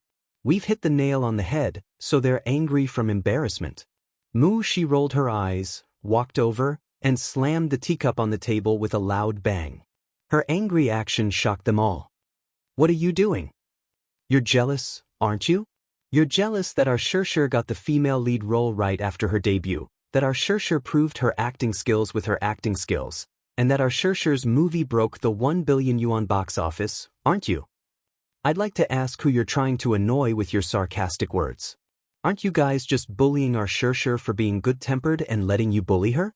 For her, let me tell you, Xianxia can act in Director Lin's movie because she's capable. Wild chickens like you want to act in Director Lin's movie and be the female lead? Do you even have the chance to cross that threshold? With your narrow horizons, don't embarrass yourselves here. The few celebrities could not take it anymore after being ridiculed by her. What are you doing? Are you a firecracker? You can go off at the slightest touch. Are you crazy? Are you trying to find trouble with us? Who's interested in finding trouble with has-been artists like you? She sneered. I just find you guys especially pitiful. Look at your faces, you're the typical example of sour grapes. You even said that our Xianxia is pretending to be pure and innocent, but why don't you take a look at yourselves? Going to Korea for plastic surgery is more like an assembly line product. Look at your hyaluronic acid faces, do you think you can act it out? Don't think that you'll be famous just because you're in this industry now and have a sugar daddy. Acting still depends on your abilities. Her poisonous tongue was comparable to Qin Zhou's. His cunning and poisonous tongue made the faces of the few people turn white, making them feel embarrassed. One of the more experienced artistes suddenly jumped up from her seat and arrogantly walked in front of her. Her exquisitely painted face was like a Barbie doll, and a pair of eyes stared fiercely at her, as if she wanted to eat her up. Amazing! Even a small assistant nowadays is so rude. Who do you think you are? How dare you stand in front of us and criticize us? Are you looking for a beating? Her face was full of menace. Chapter 1881. For someone like you, it's better not to think about entering the entertainment industry. Instead, you should think about how to hook up with a rich and foolish sugar daddy and quickly pursue your dream of becoming a rich man. The artiste whom Mu Shi was mocking was indeed a bar hostess. After obtaining a sugar daddy, she pestered her way into the entertainment industry and went for plastic surgery to get some resources. She had some fame, but she was only half famous. Even in this variety show, she was only invited by the production team to fill in the numbers. That person's face turned green and white, and she could not spit out a word. It must be said that where there were women, there would be war. Moreover, the entertainment industry was a place where beauties gathered. If one had to use a word to describe it, it was similar to the imperial palace in ancient times. Many artistes were like concubines in the harem. Those who were beautiful would naturally have a bright future. Those who were not beautiful would grit their teeth and go for plastic surgery to see if they were fated to be famous or not. Take this person, who was called Sister Meng by the younger generation, for example. She had an angelic face, but she was not fated to be famous at all. She acted in a few shows, but they were neither hot nor cold. Those who had a bleak future were like those concubines who had fallen out of favor in the harem. They were banished to the cold palace and disappeared without a trace. There were even some artistes who, although they were called celebrities, were nothing more than high-class prostitutes. They indulged in a life of luxury and forgot everything. Mu Shi especially looked down on such people. Before entering the entertainment industry, she had always thought that celebrities were like male gods and goddesses. However, when she really entered the industry, she realized that, although they were glamorous on the surface, they were actually foul in private. This person called Sister Meng was so angry that she could not speak for a moment. Mu Shi continued to mock her. Envious of our Xianxia, what's the use of being jealous? If you're indignant, why don't you do it too? If you're so capable, come out with a movie that breaks 1 billion yuan at the box office. Let's see you in a different light. Shut up. The heated argument alerted Yun Xianxia and, at the same time, the show's producer. The producer walked over. When he saw Mu Shi, he smiled at her. The production team used to have a deep relationship with Gu Xingzi, so he was familiar with her and knew that she was a lady who did her job. He then looked at the ashen faces of the artistes and frowned. What are you doing? What's going on? Producer Li, it's like this. Mu Shi explained to them what had happened earlier. Sister Meng panicked and opened her mouth to explain. Producer Li waved his hand and interrupted her. Backstage, there's so much media waiting for you and you're still arguing? What a bad temper. Wu Mingjie, I'm warning you. If you still want to go on the show, shut your mouths. Otherwise, don't say that I didn't warn you if you don't perform well and get humiliated in front of the public. With that, the producer gave a few more instructions to Mu Shi before turning around to get busy. Wu Mingjie was so angry that her chest heaved up and down violently. She had nowhere to vent her anger, so she said sarcastically, having a background is really different. Even the producer is taking such good care of you. Bitch. If you have the ability, you should do the same. Wu Mingjie felt suffocated and uncomfortable all over. She glared at her fiercely and left the dressing room in her high heels. A few of his followers immediately chased after him. Chapter 1882. Yun Xianxia was dumbfounded at the sight. Seeing her dazed expression, she asked in confusion, "Xianxia, what's wrong? Why do you have such an expression? You're so strong. I didn't expect you to have such a sharp tongue." She stuck out her tongue, not knowing whether to laugh or cry. "What? I've been with Qin Zhou for so long, so I naturally have to practice my glib tongue. Thank you for defending me, but there's no need to be calculative with these people." "Xianxia, it's not that I'm being hypocritical, but you'll never know the consequences of angering these people. You're well-mannered, but they're brainless. Can you be calculative with them?" She did not fully understand. "You're just an assistant. To be honest, in this society, the strong preys on the weak. The fact that they can become famous means that they have some power behind them. If you really go head-on with them, you might end up hurting yourself." She understood that Xianxia was saying this out of concern for her. Indeed, she had lost her rationality because she was too angry earlier. Just thinking about it made her shudder. These artistes financiers were quite powerful.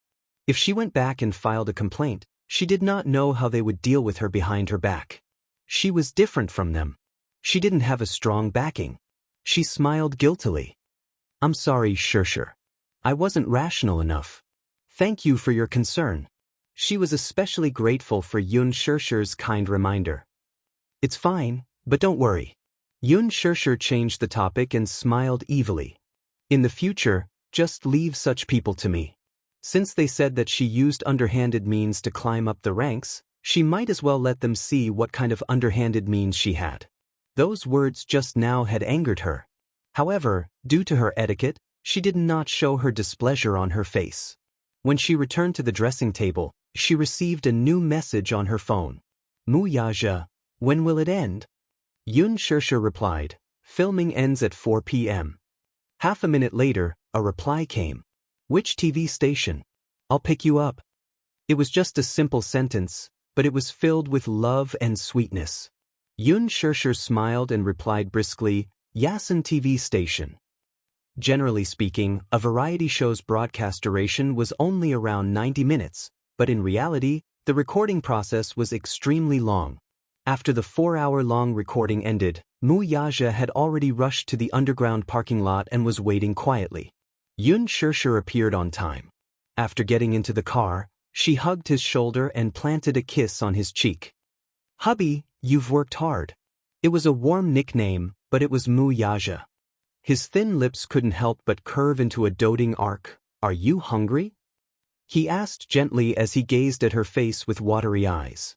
Yun Xianxia rubbed her deflated tummy and grumbled, "Of course, I'm hungry. I just ate a little for lunch." "What did you eat?" "Lunch." Yun Xianxia had an indescribable look of resentment on her face. "I took a few bites and rushed to the next trip." "Why are you in such a hurry? You have to eat your fill for lunch." "Because I'm afraid that I won't be able to make it in time for the recording." "If you can't make it in time, let them wait. In the future, you're not allowed to work without a full meal. It's easy to get stomach problems from hunger." Such a domineering tone was his usual style. Yun Xianxia didn't know whether to laugh or cry. Chapter 1883. Yaja rubbed her fringe lovingly and tucked a strand of hair that had fallen to the corner of her eyes behind her ear. "Where do you want to eat tonight?" Yun Xianxia licked her pink lips and suddenly suggested, "Why don't we go for Western food? I suddenly feel like eating fried steak." But the car slowly drove out of the parking lot. At the exit, Yaja drove so fast that he almost collided with a speeding Mercedes-Benz. The car braked and steadied itself. Yun Xianxia was shocked. She saw that the car was about to collide with the car. Fortunately, Yaja controlled the car well. Coupled with the car's high performance, he managed to stop the car in time. A woman alighted from the Mercedes-Benz. Yun Xianxia took a closer look and her face suddenly turned cold. What was the saying again? Enemies were bound to meet on a narrow road. The person alighting from the car was Wu Mengjie, who had a fierce argument with Shi in the dressing room. The moment she alighted, she nervously walked to the front of the car to take a look. Thinking that they had collided, she heaved a sigh of relief when she saw that there was no sound. She was scared. This Mercedes-Benz was an imported sports car. Every time a layer of paint was chipped, they would have to import parts from abroad to repair the car. It was very expensive. Thinking of this, Wu Mingjie felt a lingering fear in her heart. She stormed up to Muyaja's car and angrily knocked on the window. "Do you have F***king eyes? Do you know how to drive? Why are you driving so fast? Are you rushing to be reincarnated?" Yun Shishir's face turned colder. This Wu Mingjie was reserved and humble in the show. When she smiled, she was as elegant and noble as a goddess. She was beautiful and moving. She did not expect that she would be so shrewish and uncultured when off camera. It turned out that one could not judge a person by their appearance. She looked bright and beautiful, but who knew what kind of disgusting person she was in private? Mu Yaja lowered the window expressionlessly and turned to look at her coldly. Wu Mingjie was stunned when she saw him. What a handsome man!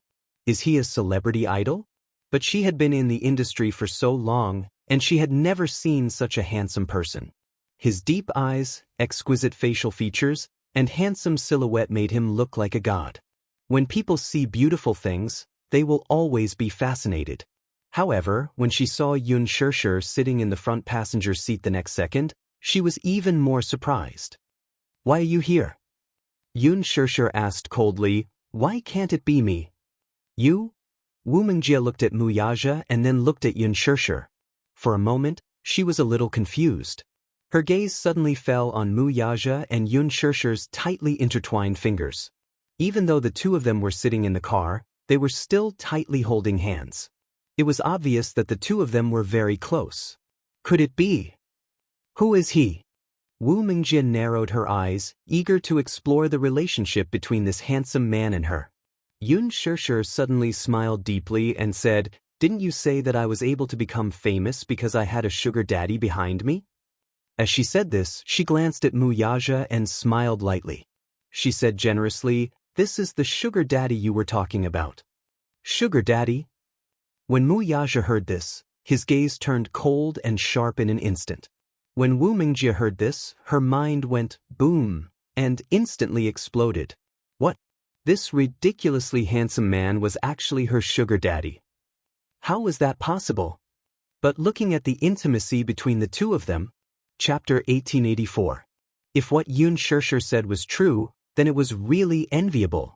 The sugar daddy behind her was so outstanding, rich, and handsome. Compared to her previous sugar daddies, they ranged from their 30s to their 50s. There were even old men who were old enough to be her grandfather. They were either balding, or had big bellies. Whenever she thought of that fat body pressing down on her and pleasuring her tactfully, she resisted the urge to vomit. Wu Mingjie was so jealous that her eyes were about to bleed. "I knew it. For you to have such good resources, you must have a sugar daddy supporting you. However, Yun Shishir, you're so lucky to have such a sugar daddy supporting you. I'm so envious of you."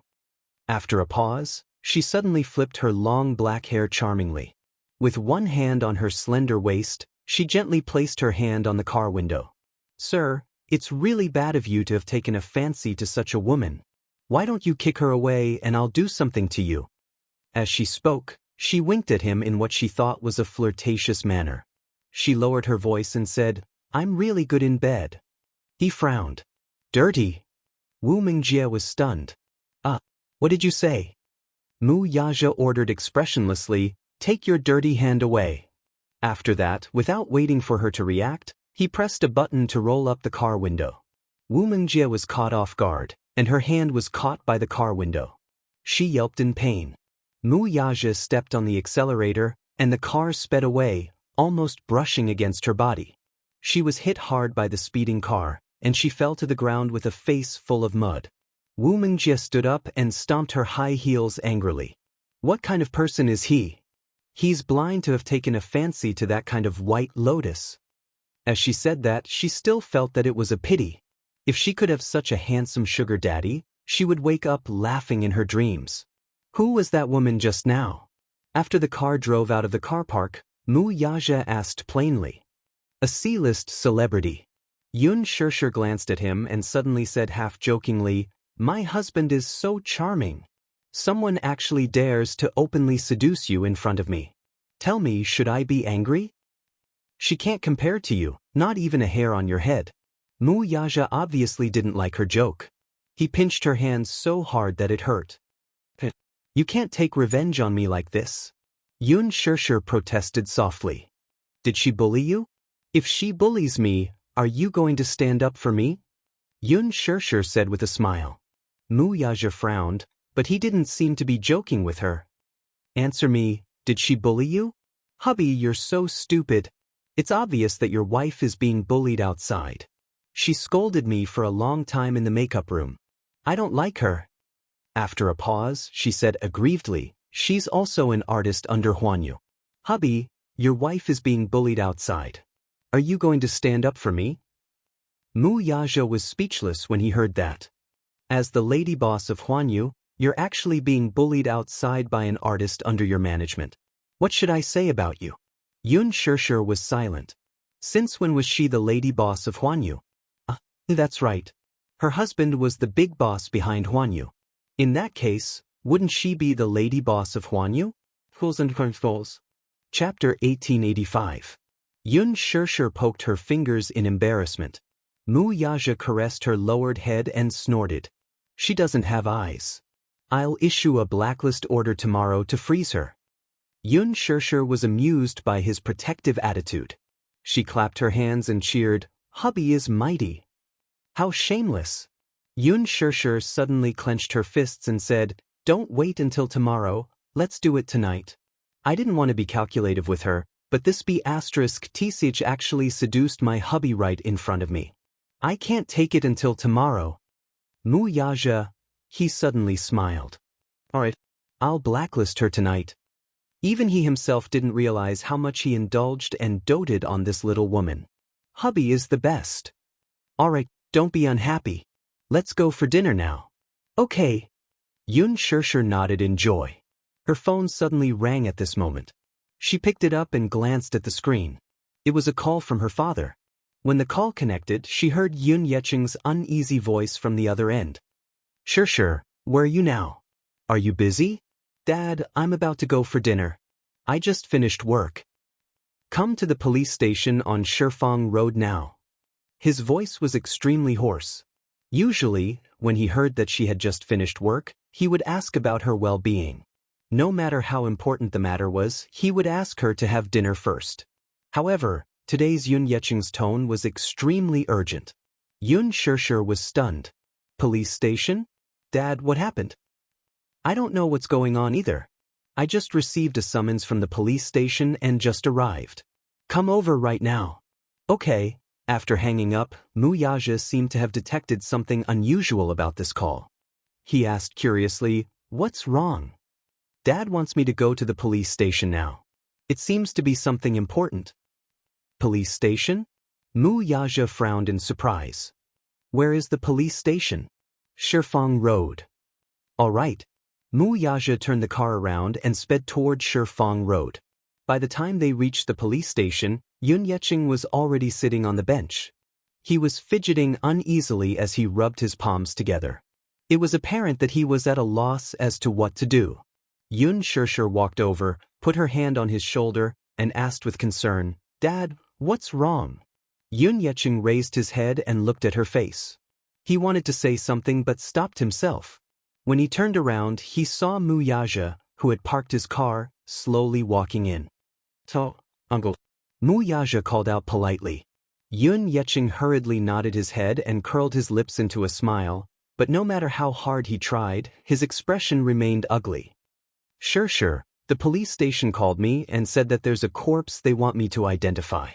I was shocked when I heard it and thought that something had happened to you. When I rushed to the police station, I was told that the corpse had been dead for a long time. I don't know what's going on." Yun Xianxia was stunned. "A corpse?" "Yes." Yun Yecheng nodded, his throat moving a little. "I heard that a fisherman found it when he was out fishing. At that time, the corpse was already badly decomposed, so it was impossible to identify its face." Yun Xianxia asked suspiciously, "When did this happen?" Chapter 1886. The body was salvaged half a month ago. However, because the decomposition was too serious, the autopsy report has been delayed and has not been released. Yun Shirshir and Mu Yaja looked at each other suspiciously. Since there's no autopsy report, the identity shouldn't be confirmed yet. Has the DNA test been done? Yun Yeching shook his head blankly. We don't know yet. Then, how did the police contact us? Yun Shirshir was even more suspicious. Since the identity of the body hasn't been confirmed, why did the police summon us to the station? Yun Yeching's lips suddenly trembled violently. His voice was hoarse and the fear in his eyes magnified. Because after the investigation, it might be someone from our family. Shirshir, you should know that your mom, Li Qin, hasn't she been missing for a few months? And Yun Na, we haven't heard from them in the past few months. I always thought that they had run away from home. This time, the police summoned us to identify the deceased's belongings and clothes to see if we can find anything. I'm on tenterhooks right now. They had been husband and wife for decades.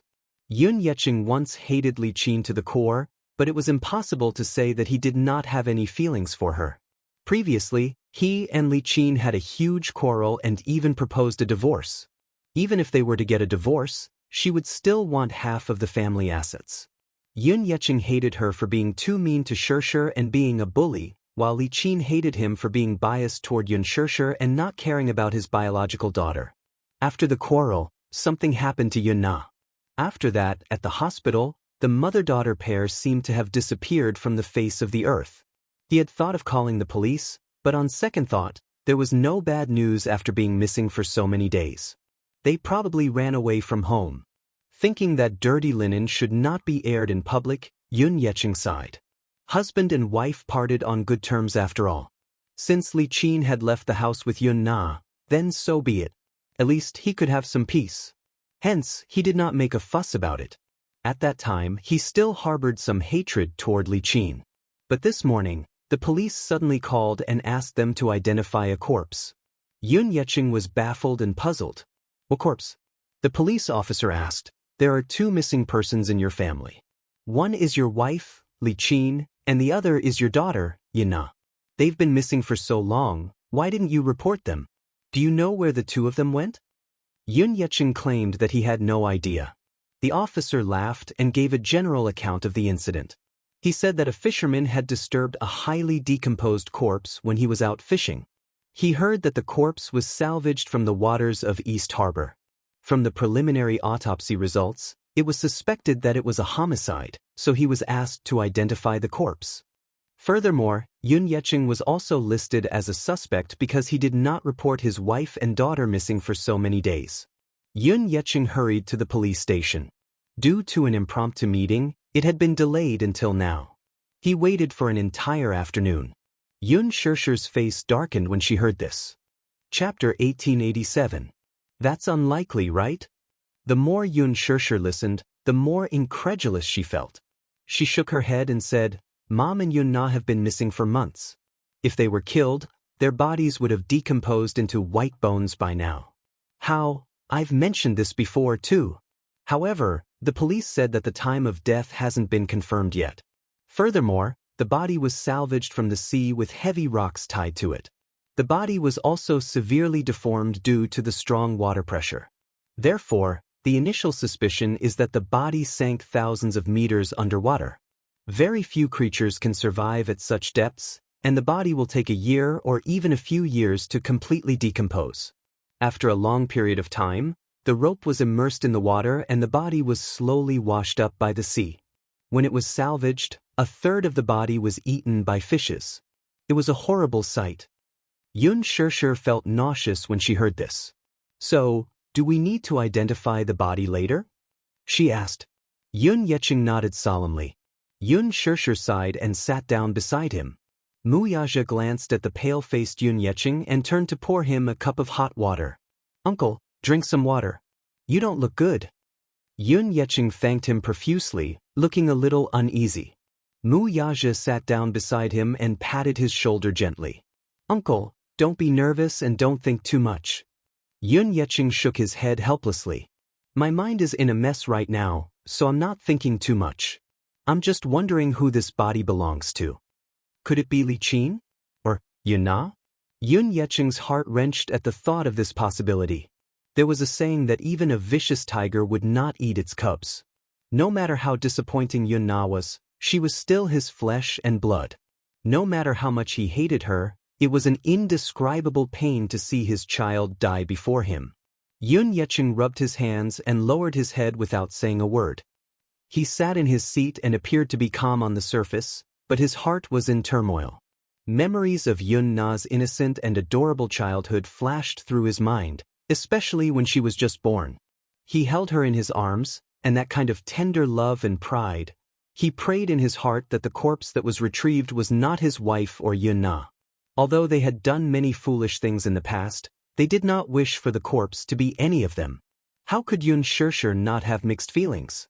She thought that they had gone missing because they had left home without saying goodbye. Who would have thought that his whereabouts were unknown, and that he might have died in a bizarre manner? Was it fished up from the sea?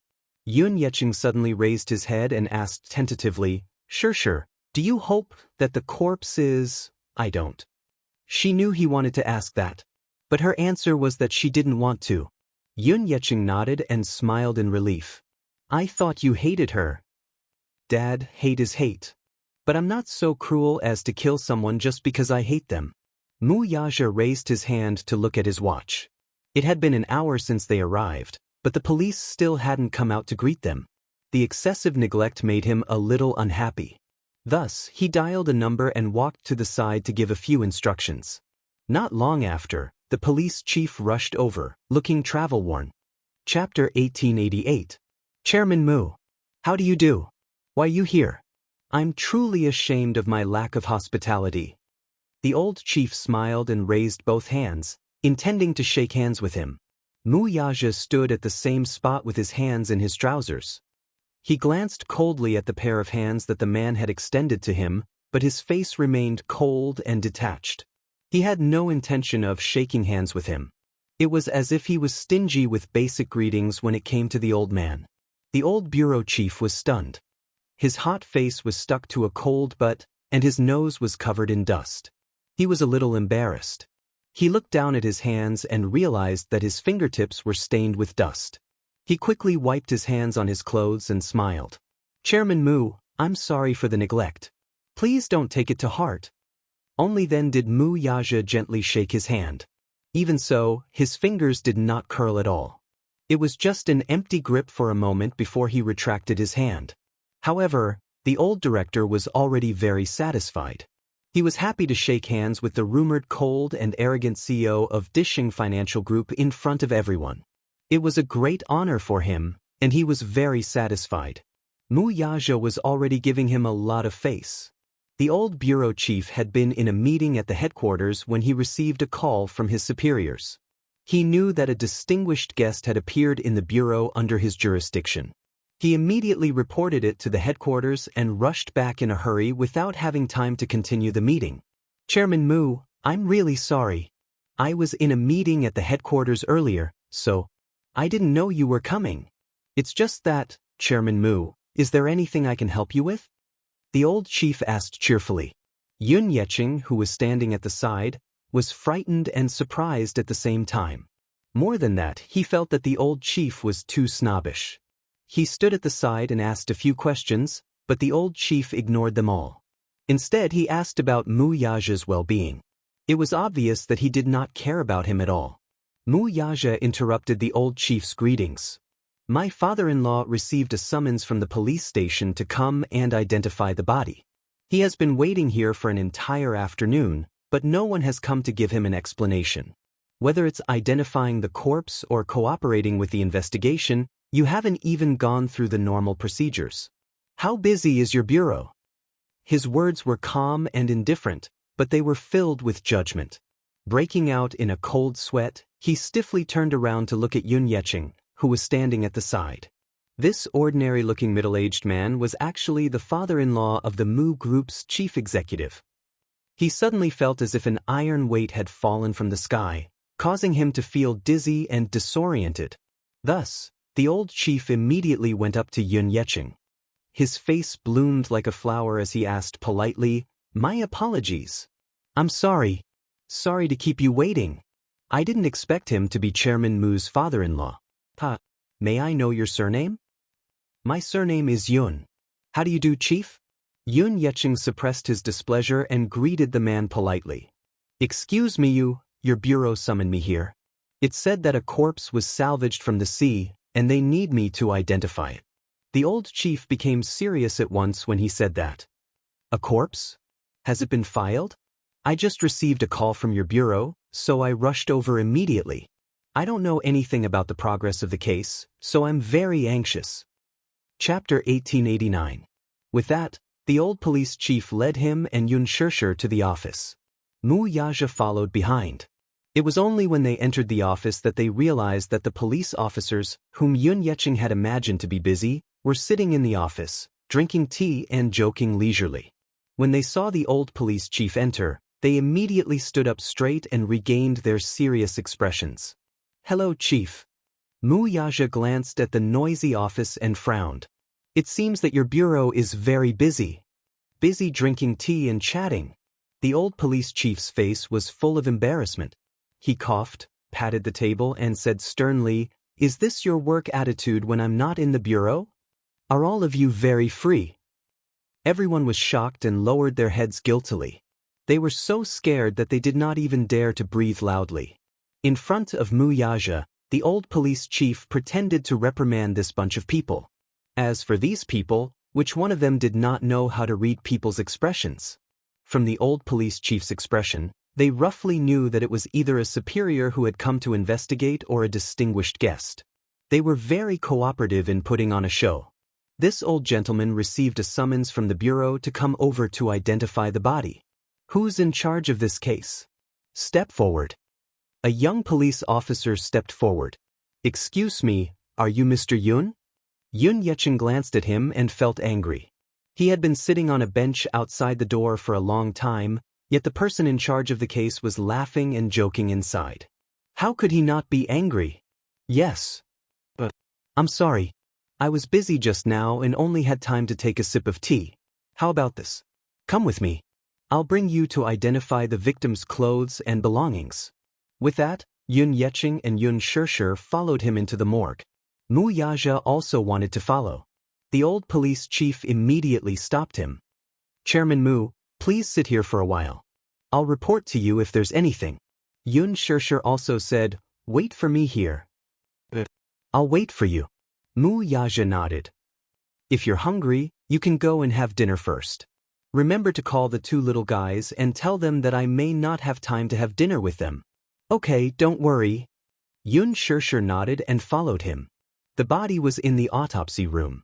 Because it was involved in a murder case, the body could not be brought back for burial. After entering the autopsy room and putting on masks and sterile gloves, the police officer led them to the display room.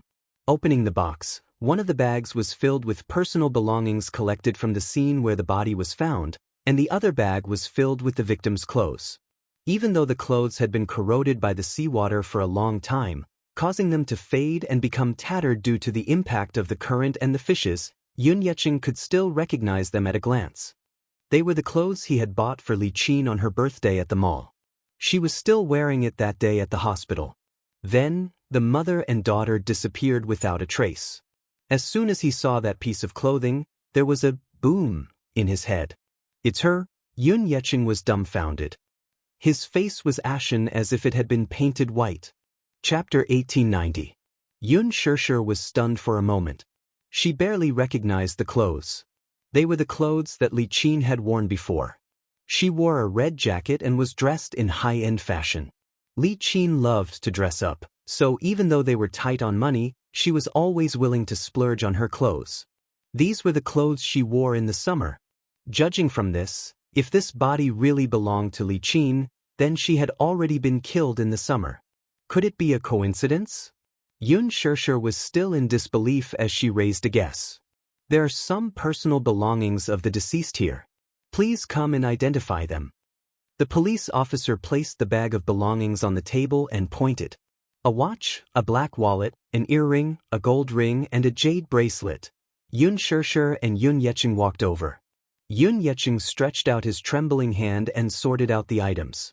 He immediately took a deep breath of cold air. His eyes filled with heartache. Sir? It's my wife, Yun Yeqing kept mumbling. He nodded and shook his head.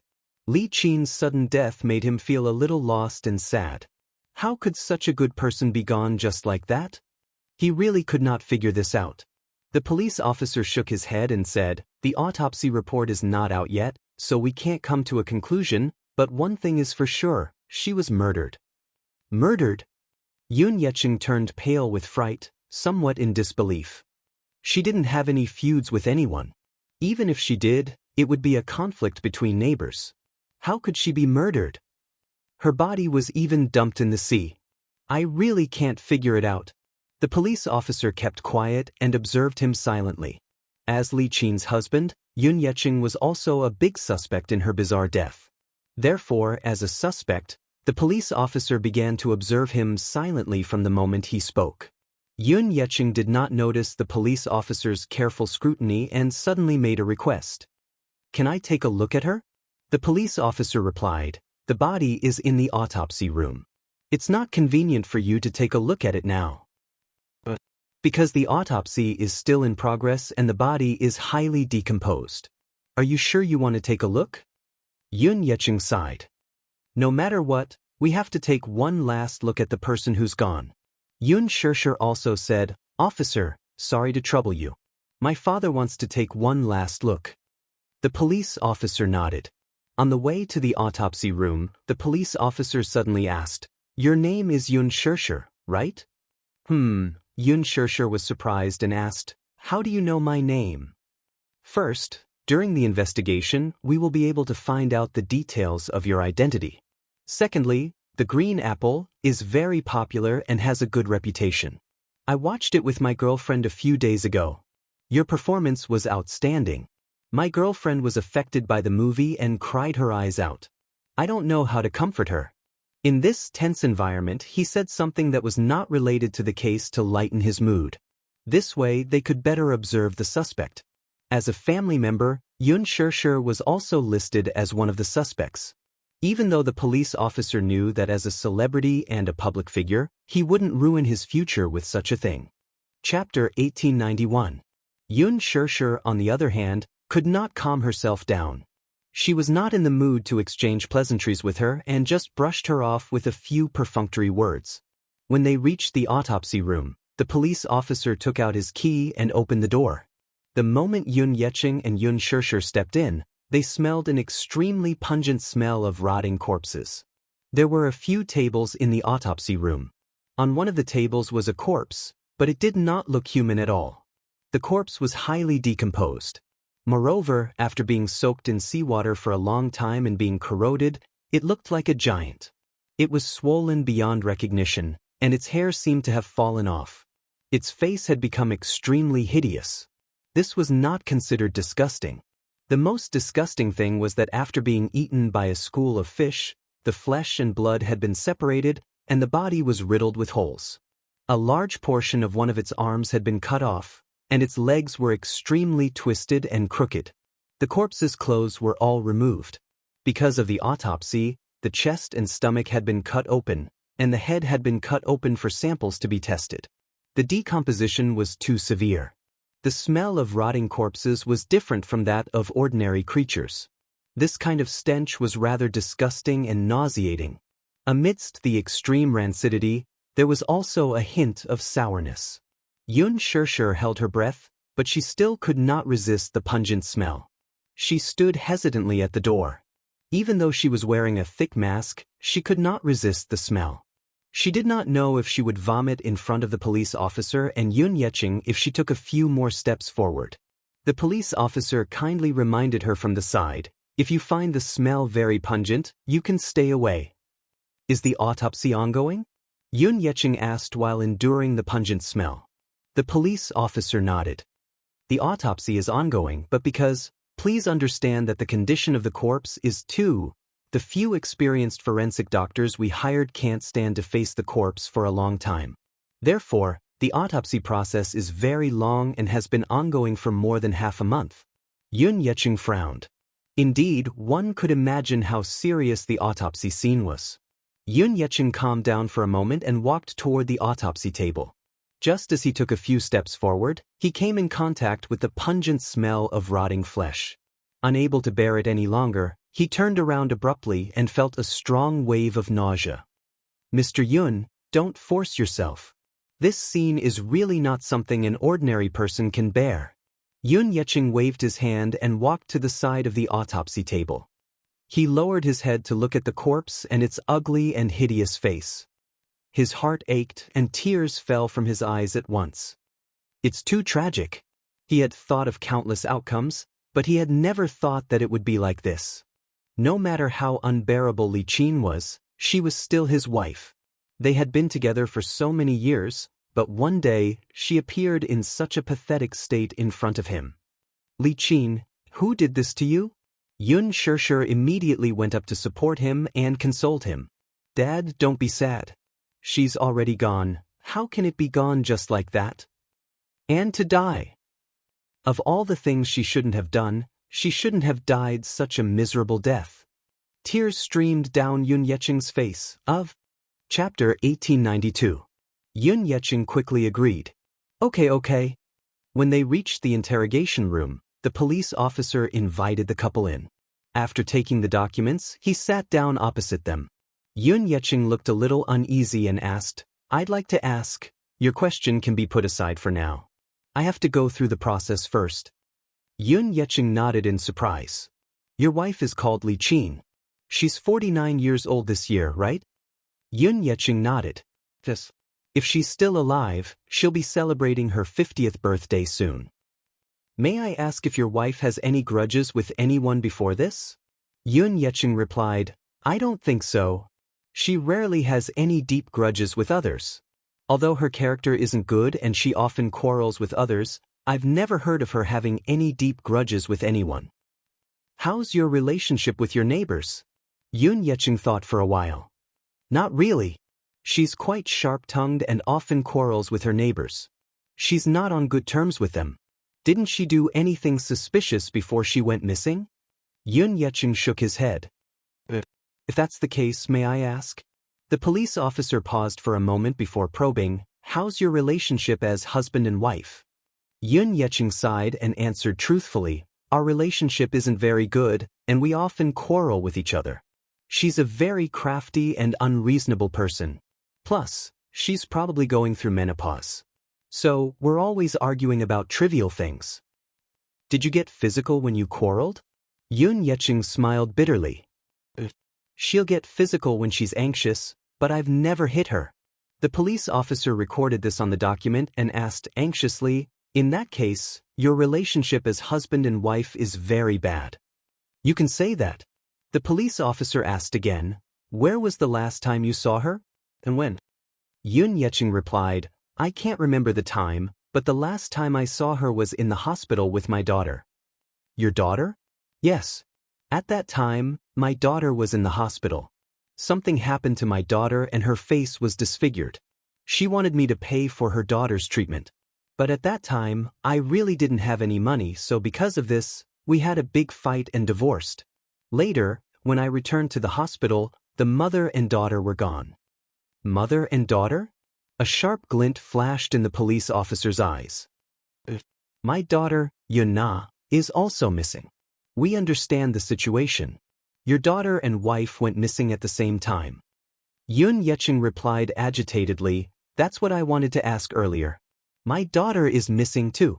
But now, I don't even know where my daughter is, nor do I know what's going on. He was afraid that Yun Na had also met with misfortune. This time, Li Qin's body was salvaged from the sea, but there was still no news about Yun Na, who he cared about the most. The police officer asked a sharp question. Since the person has been missing for so long, why didn't you call the police immediately? Yun Yecheng was stunned.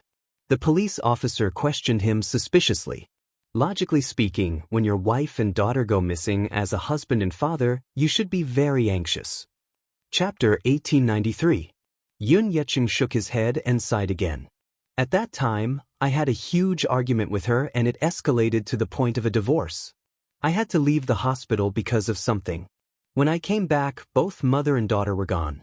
I thought that she had left home because she was disheartened by the marriage, so I really didn't think of this possibility.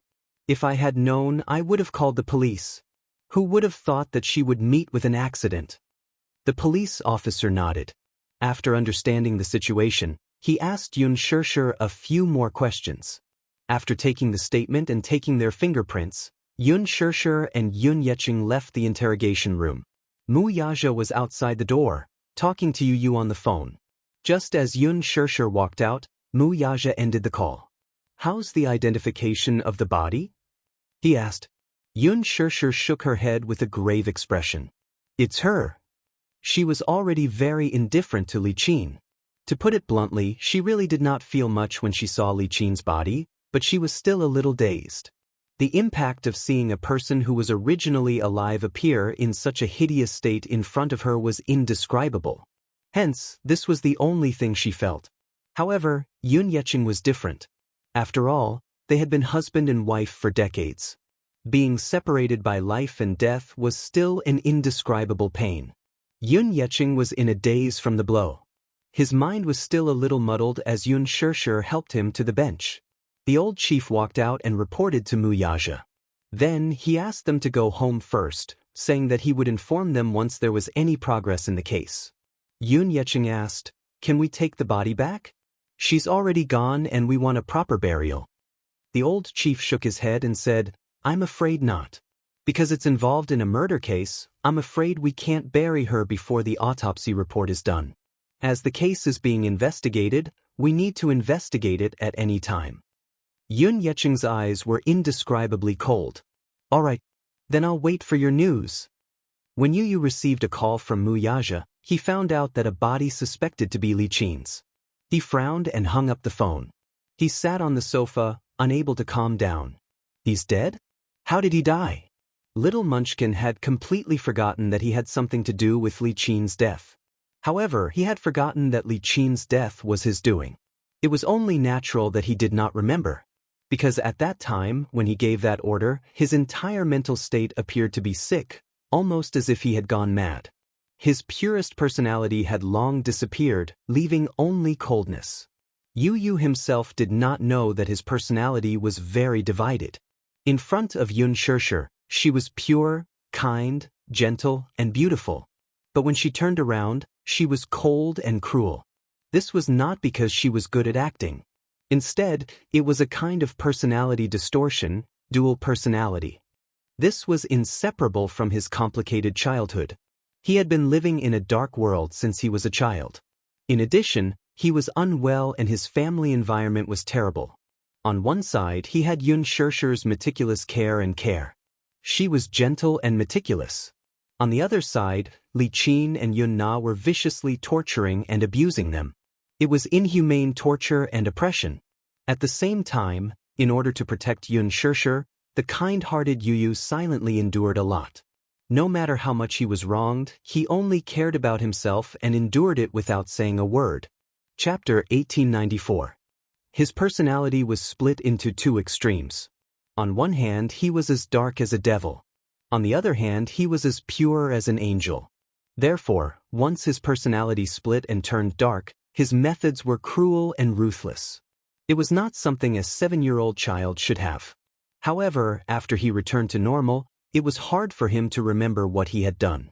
Therefore, Yu had forgotten what he had done to Li Qin and Yun Na. Xiao Yichen saw that he was frowning and felt uneasy. You don't look too good. What did Daddy say?" "He said that something happened, so he and Mommy might be a little late. He asked us to wait for him patiently." Xiao Yichen was nervous. "What happened?" Yu comforted him and said calmly, "Don't worry, you idiot. Daddy and Mommy are fine. However, Grandpa received a call from the police station today. They asked him to go to the police station to identify the body." Little Yichen was stunned when he heard this. "A corpse?" "Yes." "Whose body is it?" Yu smiled coldly. When he mentioned Li Qin, his face was incomparably cold.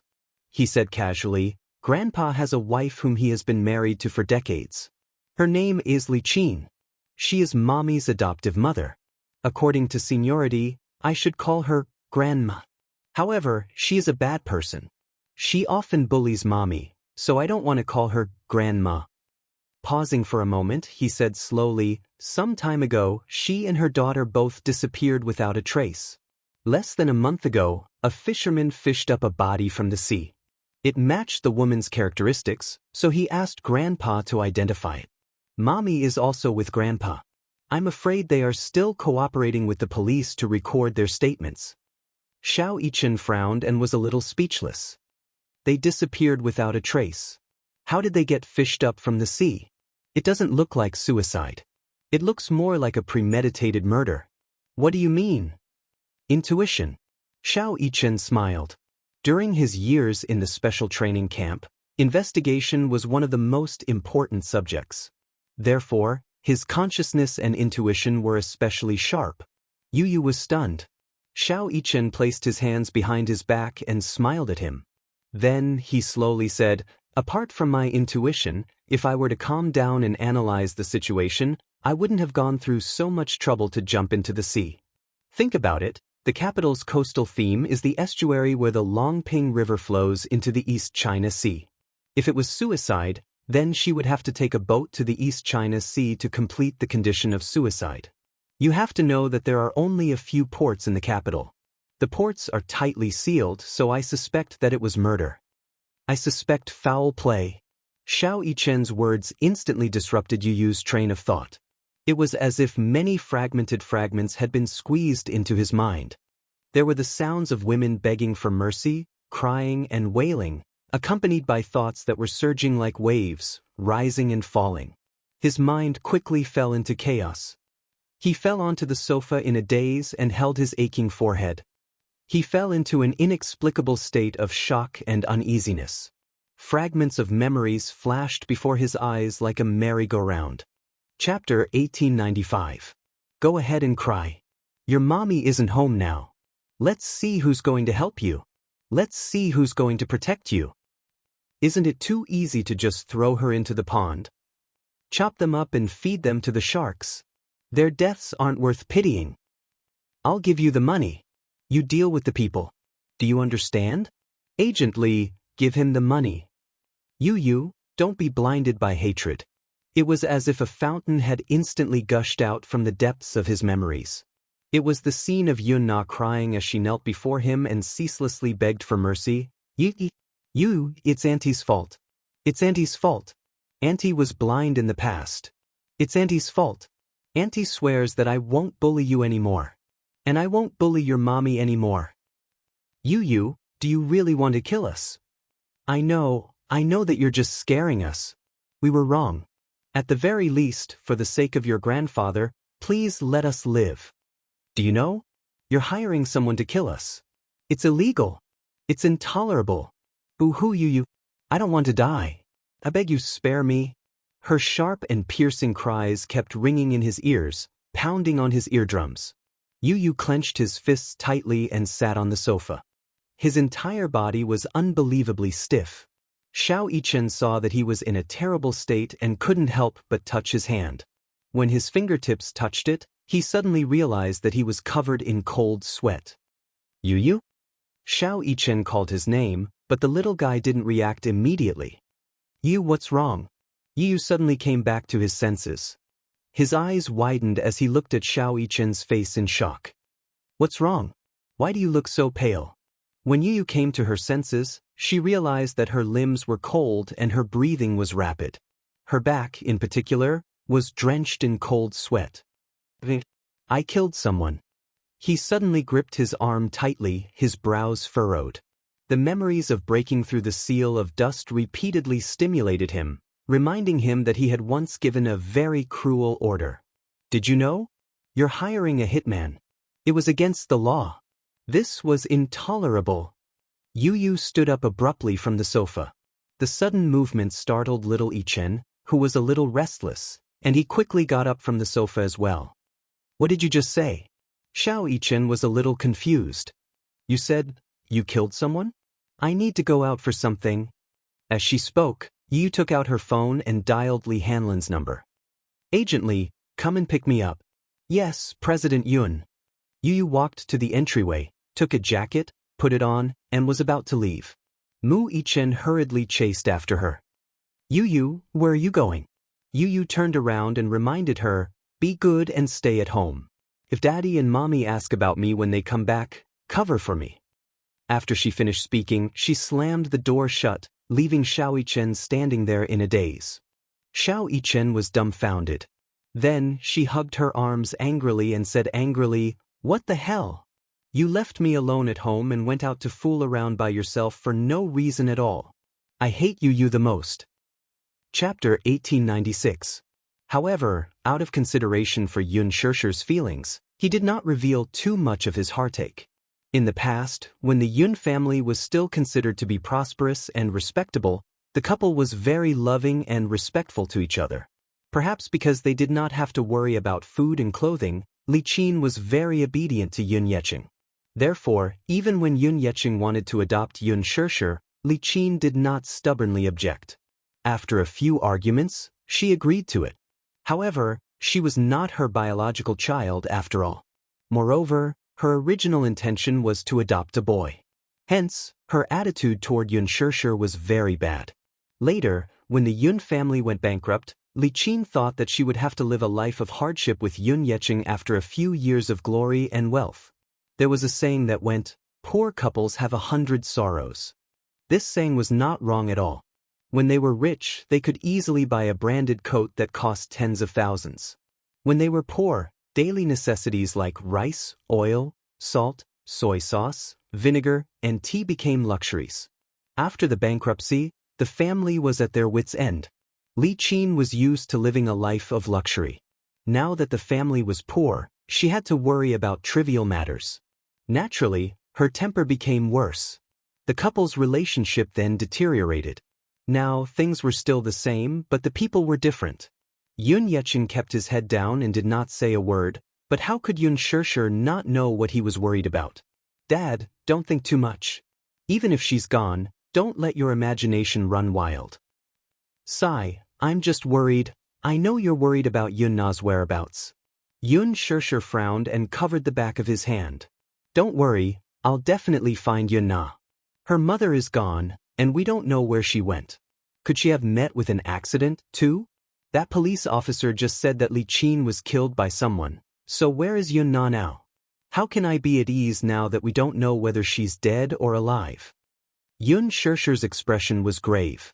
She was actually thinking that since Li Qin's body had been found, it was really hard to say whether Yun Na was dead or alive. She had a feeling that Yun Na had also met with an accident. Hence, she did not know how to comfort him when he let his imagination run wild. She could only tell him not to think too much. When they reached home, Yun Shishir realized that little Munchkin was gone. Xiao Yichen was sitting alone in the living room, watching television with his head propped up.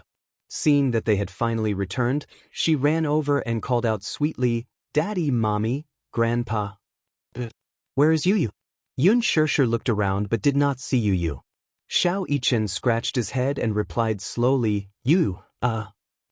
He could not help but frown as he blamed Yu in his heart. This guy had left him here alone and left him with such a huge mess. How was he supposed to respond? Mu Yaja frowned. Where did that kid go? He seems to have been taken away by someone just now. By whom? I think it was Agent Li. Agent Li? Yun Shishir was obviously unfamiliar with this title. Mu Yaja reacted at once. Agent Li should be the principal of his former kindergarten. Yun Shishir nodded. She had met Yu once when he was in the hospital. That principal seemed to treat Yu as his own. She calmed down and gave Yu a call. The call was quickly connected. Chapter 1897. Yu replied, Mommy, I'm sorry. The principal said that he wants to treat me to dessert, so he won't do it again. It's already so late. Mommy will be worried. Yu coaxed her with a cheeky smile. Mommy, I'm not a child. Don't worry. After I finish the dessert, the principal will send me home safely. Yun Shishir's lips twitched violently. She fell silent. A 7-year-old child said to her, I'm not a child. No matter how she heard it, it sounded strange. Okay, don't play tricks with me. If you don't want mommy to worry, remember to come home early. Don't be playful. You have to be polite outside. I know. Mommy, don't worry. After hanging up the phone, Xianxia carried Xiao Yichen and asked gently, Baby, are you hungry? Mommy is late. As compensation, what do you want to eat? Mommy will make it for you. Xiao Yichen shuddered when he heard this. He said softly, Mommy, if you really want to make it up to me, you should take me out for a meal. Xiaoxia's fragile heart received a heavy blow. Was her culinary skills that bad? She compromised. Then what do you want to eat? Mommy will take you out to eat. I don't mind. Mommy, why don't you ask for Grandpa's opinion? Xiao Yichen will eat whatever Grandpa wants to eat. The little guy's thoughtfulness made Xianxia smile knowingly. The gloominess that had accumulated in his heart dissipated a lot. He took Xiao Yichen from Xiaoxia's arms and could not help teasing him. Xiao Yichen is so sensible. If Grandpa eats cornbread, will Xiao Yichen eat it too? Of course. Whatever Grandpa wants to eat, Xiao Yichen will treat him. Xiao Yichen patted his waist bag and giggled. Xiao Yichen has a lot of money on him. Hehe. Xianxia, on the other hand, was amused by his son's words. He caressed the boy's little head lovingly and could not bear to part with him. The atmosphere was joyous and harmonious. Yu sat in the front passenger seat and fiddled with the child's safety seat in disgust. She said mercilessly, Don't install this thing in the future. It's uncomfortable. Li Hanlin fell silent. Director Yun, as a child's seat is a must. Otherwise, if the traffic police stop me, I will be criticized and educated. Yu looked at the sky. Li Hanlin regained his composure and asked, Director Yun, what can I do for you this time?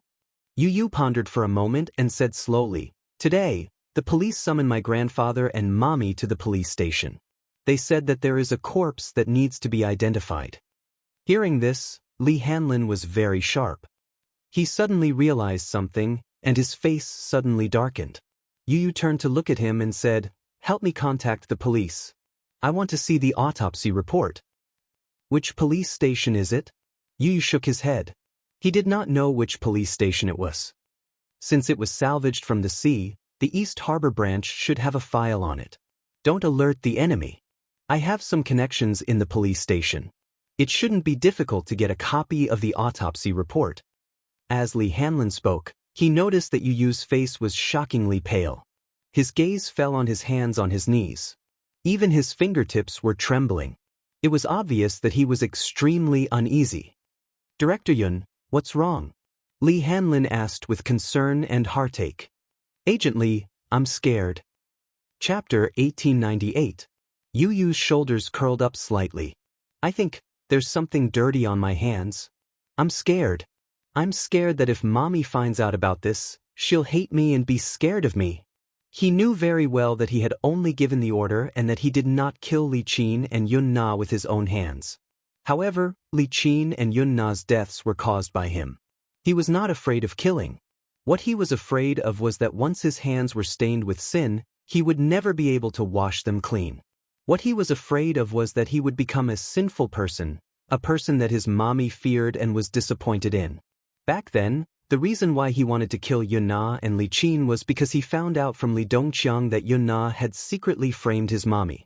He was so angry that he wanted to send those two women who had committed the most heinous crimes to hell. However, when he came back to his senses and calmed down, he realized that he had been blinded by hatred at that time and had lost his rationality. He did not regret what he had done. In this world where the strong preyed on the weak, only by becoming stronger could he protect the people he loved. However, he was afraid that his mommy would hate him because of this. What would happen if his mommy found out? Paper could not wrap fire. He did not dare to imagine how disappointed and cold his mommy would be if she found out that he was the culprit behind this matter. In his mommy's world, she was so innocent and yearned for an ordinary and peaceful life. However, if she found out that her most beloved and obedient son had his hands stained with blood, Yi was so shocked that he took a deep breath. Li Hanlin's heart ached as he held his hand tightly. President Yun, don't worry. I'll take care of this matter for you. He comforted him again and again, but Yu still could not help but stiffen. His shoulders, especially, could not stop trembling. It was obvious that he was afraid from the bottom of his heart. Li Hanlin made a phone call on the way back. Then, he drove Yu back to Liji Holdings headquarters. In the office, he poured Yu a glass of Coke. Yu suddenly looked up and held his arm tightly. Agent Li. Li Hanlin raised his eyebrows patiently and looked at him with a gentle smile. Please tell me. Have you killed anyone before? Li Hanlin frowned and fell silent. Yu's bright and deep eyes looked at him quietly. His eyes were filled with complicated emotions, helplessness, and curiosity. At this moment, Yu had lost his usual composure and calmness. He looked at his father helplessly, like an innocent and naive child who had done something wrong. He felt extremely guilty. Li Hanlin smiled and shook his head. I've never killed anyone. Yu's heart skipped a beat, and she felt even more uneasy. He suddenly asked in a low voice, let me ask you, is killing someone an unforgivable evil? Li Hanlin blinked his eyes and said bluntly, Director Yun, according to the logic of ordinary people, no one has such supreme power, much less the right to take away anyone's life. Yu fell silent. There's nothing wrong with that matter. You're the one at fault. What do you mean? Li Qin and Yun Na are greedy and insatiable. They hurt your family. To you, this is an unforgivable crime.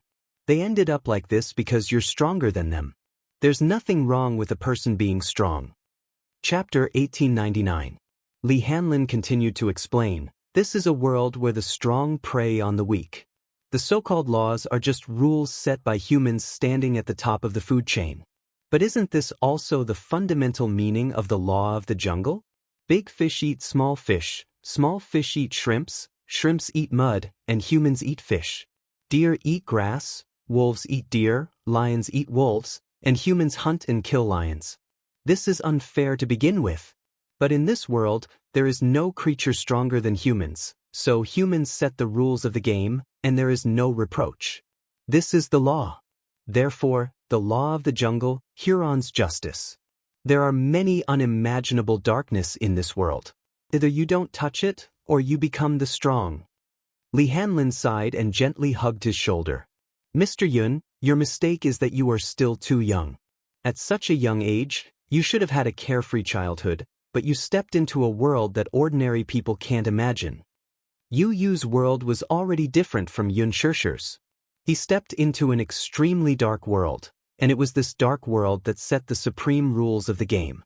He was worth hundreds of millions and sat on an inexhaustible wealth. The toy drawings he designed could be used in missile development. Once the Sky Eye project he participated in was successful, the entire Sky Network would be blocked. The Hurricane Group behind him made a living from war. The smoke and war in this world were extremely cruel. But as the ruler, the Hurricane Group had already controlled the rules of life and death. For the time being, not to mention the arms transactions between the Hurricane Group and the governments and royal families of various countries, the arms sales to war-torn areas alone were enough to kill thousands of people overnight. But was this a sin? It was just a kind of capital for the strong. The most evil thing in the world was the human heart. Yu took a sip of cola and bit the straw. He understood what Li Hanlin wanted to say. Li Hanlin asked him, Mr. Yun, I just want to ask, will you regret it? Regret? From the moment you joined the Hurricane Group for a few days, the sin on your hands can no longer be washed away. Do you regret it? Li Hanlin asked gently. On the one hand, he felt sorry for him. He was just a child, a 7-year-old child. There was no need for him to come into contact with this cruel world so early. The Gong family was famous for their fighting prowess. As the leader of the World War, the Hurricane Group was not to be underestimated. Yu smiled and lifted his head. The confusion and uneasiness in his heart were swept away. I have no regrets. Why? Because that's the only way I can become a powerhouse. Even if my hands are stained with sin, I will protect Mommy and not let her come to any harm. He had had enough of cowardice, enough of being weak, enough of being bullied. She didn't want to recall the dark bits and pieces of her childhood. He would rather be stained with that sin and become the strongest person in the world. Only then would he be able to protect his mother tightly in his arms. When he was strong, his mommy wouldn't be bullied anymore. Only when he was strong could he protect the people he wanted to protect. Li Hanlin smiled knowingly and patted his head. If I had a son as strong as you, I would wake up laughing even in my dreams. If I had such a disappointing father like you, I would wake up crying in my dreams. Li Hanlin was deeply affected. Chapter 1900. Li Hanlin clutched his wounded chest and complained tearfully, I'm so sad. I treated you like my own son and loved you like you were my own. But what about you? Not only did you deduct my bonus, but you also shot me down. It's so unfair. Yu said coldly, Agent Li, you must always remember that this is a world where the strong prey on the weak. As your superior, it's my right to deduct your bonus. If you're so capable, why don't you deduct my bonus too? Li Hanlin suddenly fell silent and stared at him as if he wanted to say something. After staring at each other for a long time, the two of them smiled at each other and bumped fists tacitly. In fact, even though he was sharp-tongued, Yu still respected the man from the bottom of his heart. In terms of status, Yun Hanlin was his superior. However, in terms of seniority, he should call him uncle. Li Hanlin had been by his side for a long time and could be considered loyal and devoted.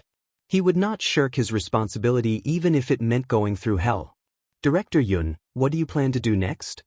Yu closed his eyes slightly and said in a low voice, suppress this matter as soon as possible.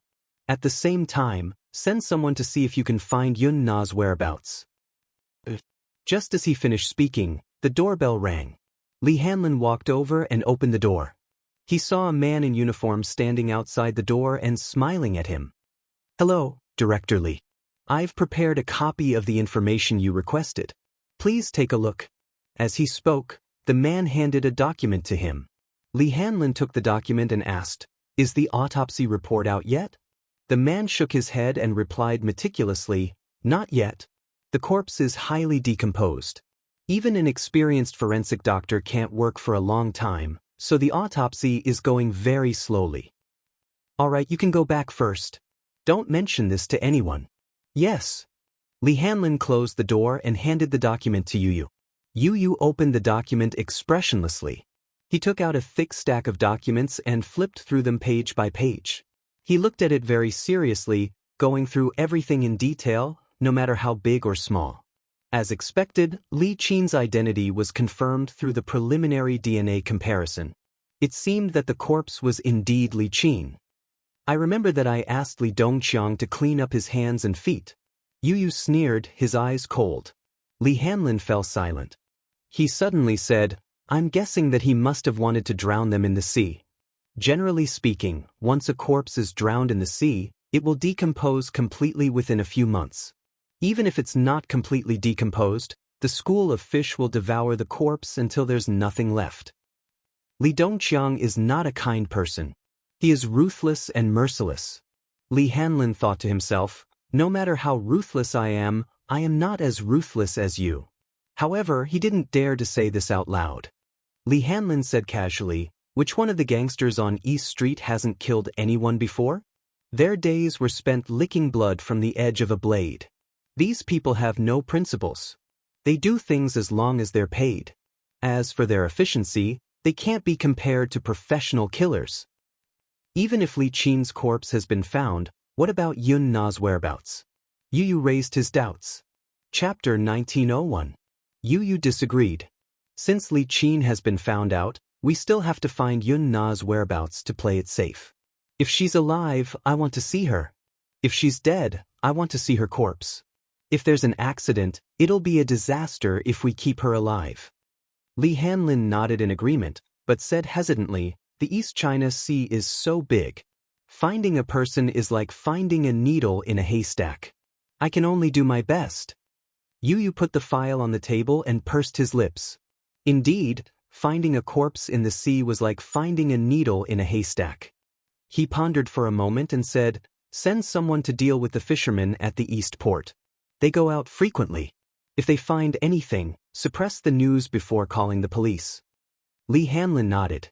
So far, this was probably the only way to deal with the aftermath.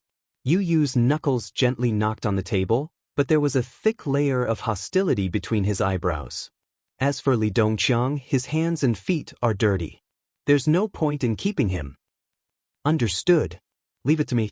East Street, underground gambling den. It was 2 o'clock in the morning. It was the time when there was a boiling cauldron of voices. Li Dongqiang was guarding the den with a cigarette in his mouth. He was like a tiger walking in his territory, patrolling around the den. Suddenly, a servant came over and whispered in his ear, "Boss, someone is looking for you." Li Dongqiang frowned and glanced at him. "Who's looking for you?" The hooligan shook his head blankly and said vaguely, "I don't know. But he said he has a big business to discuss with you." Big business? Li Dongqiang's eyes lit up when he heard this. In their line of work, the so-called big business was a code word. It meant that there was a job for him. Therefore, he threw the cigarette butt on the ground and stepped on it. He asked casually, "Where is he?" "He's waiting in the house." Li Dongqiang ordered, "Watch the den for me. I'll be back soon." As he spoke, he walked towards the house. However, when he walked to the door, his nose keenly caught a suspicious scent of blood. People like him who walked on the fringes were very sensitive to the scent of blood. As soon as he walked to the door, he noticed it. Therefore, his hand that was pushing the door open hesitated for a moment, but he still pushed it open. Just as he was about to step in, he didn't know that a strong man in black standing at the door had grabbed his collar and pushed him. Li Dongqiang staggered and fell to the ground. As soon as his hand touched the ground, he felt that the ground was sticky. He raised his head and saw a pair of empty eyes. When he saw the corpse lying on the ground, he was shocked. "Holy *T. Li Dongqiang scolded and heard the door behind him close with a bang. He turned his head warily and saw 2 men in black guarding the door. One of them walked towards him and grabbed his hair. He raised his head and glanced at him. "You are Li Dongqiang?" "Yes, Sid." "Who the *CK are you?" Li Dongqiang was so scared that he was tongue-tied. When he came to his senses, he saw that there were 7 or 8 corpses lying on the ground in the house. They were all his subordinates. These people were the ones who had been present when he dealt with Lu Jingtian. They had all been silently silenced. "Get rid of him," one of them ordered. Chapter 1902. Would these men in black give him this chance, though? They grabbed his hair, twisted his neck, and threw him to the ground. Then, they took out their pistols and accurately shot him twice between his eyebrows. Blood splattered everywhere. Li Dongqiang's body fell weakly to the ground as his body gradually turned cold. She received a message on her phone. Yu Yu swiped the screen to unlock it. Li Hanlin sent a short message. "The trash has been cleaned up." Yu Yu emotionlessly deleted the message and replied with a smiley face. She then placed the phone under her pillow and went to sleep peacefully. Just as Yun Yeqing was waiting for the results of the autopsy, the police summoned him again 2 days later. He rushed to the station, only to receive a notice that the case had been closed. Case closed. Yun Yeqing was puzzled.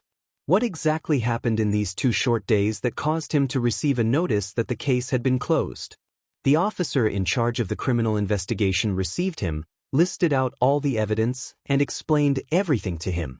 It was only now that Yun Yeqing realized that his disappointing daughter had actually incurred a huge debt outside. The suspect, Li Dongqiang, has his own territory on East Street and runs an underground gambling den. He's a notorious hoodlum and a frequent visitor to the police station.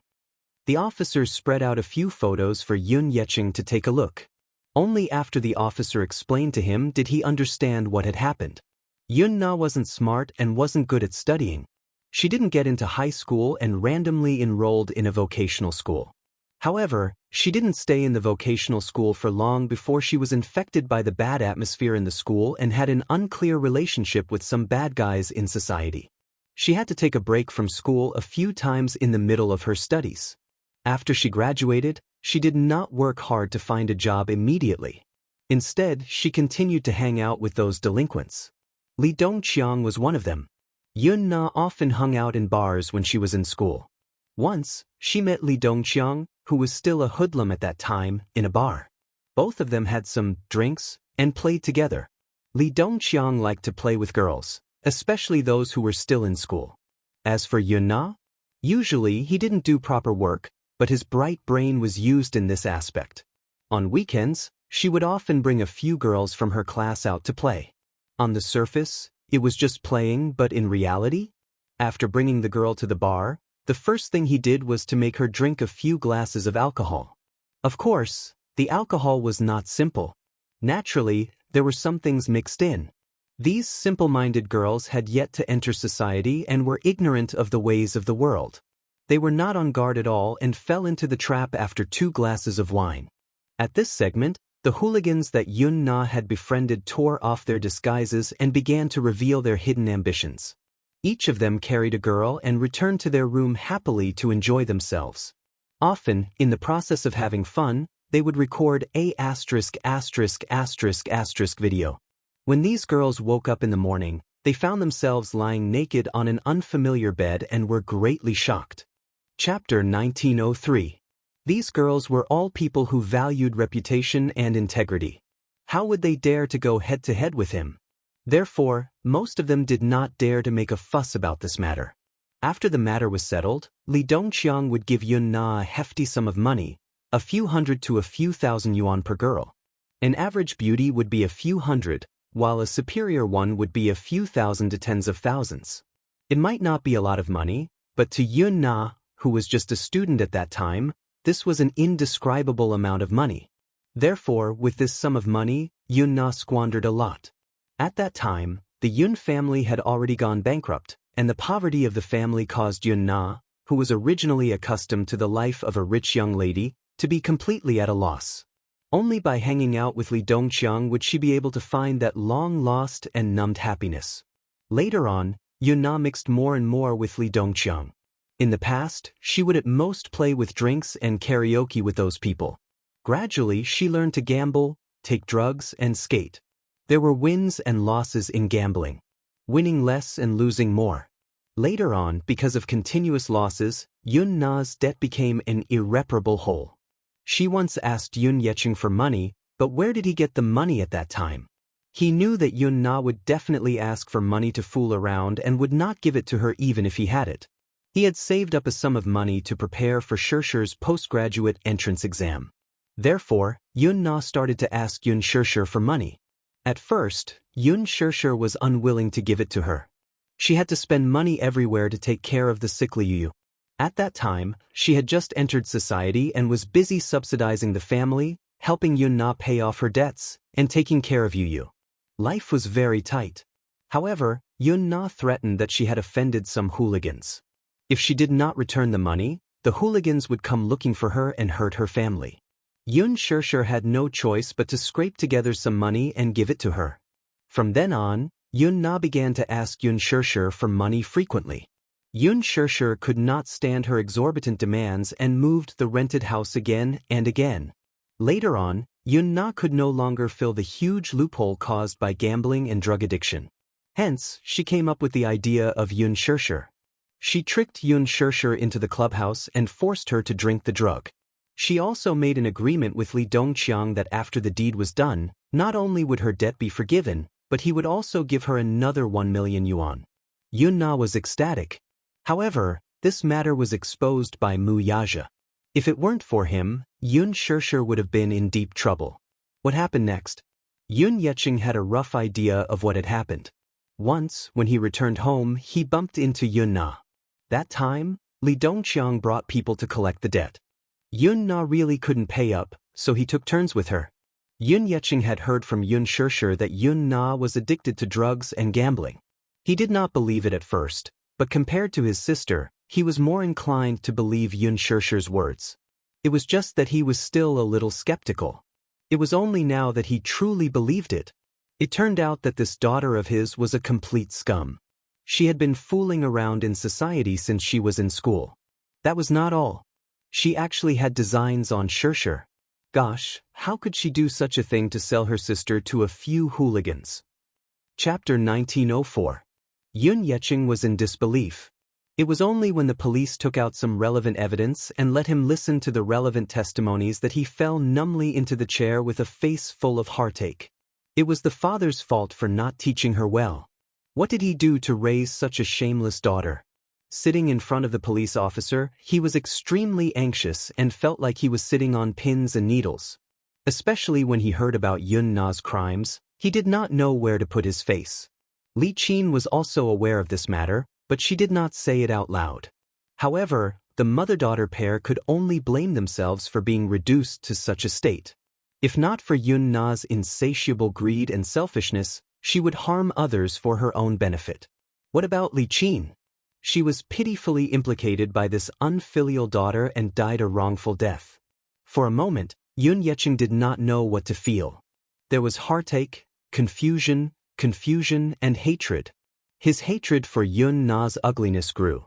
This case could be considered closed at this point. Li Qin's body had been found, but Yun Na's body was probably still undiscovered.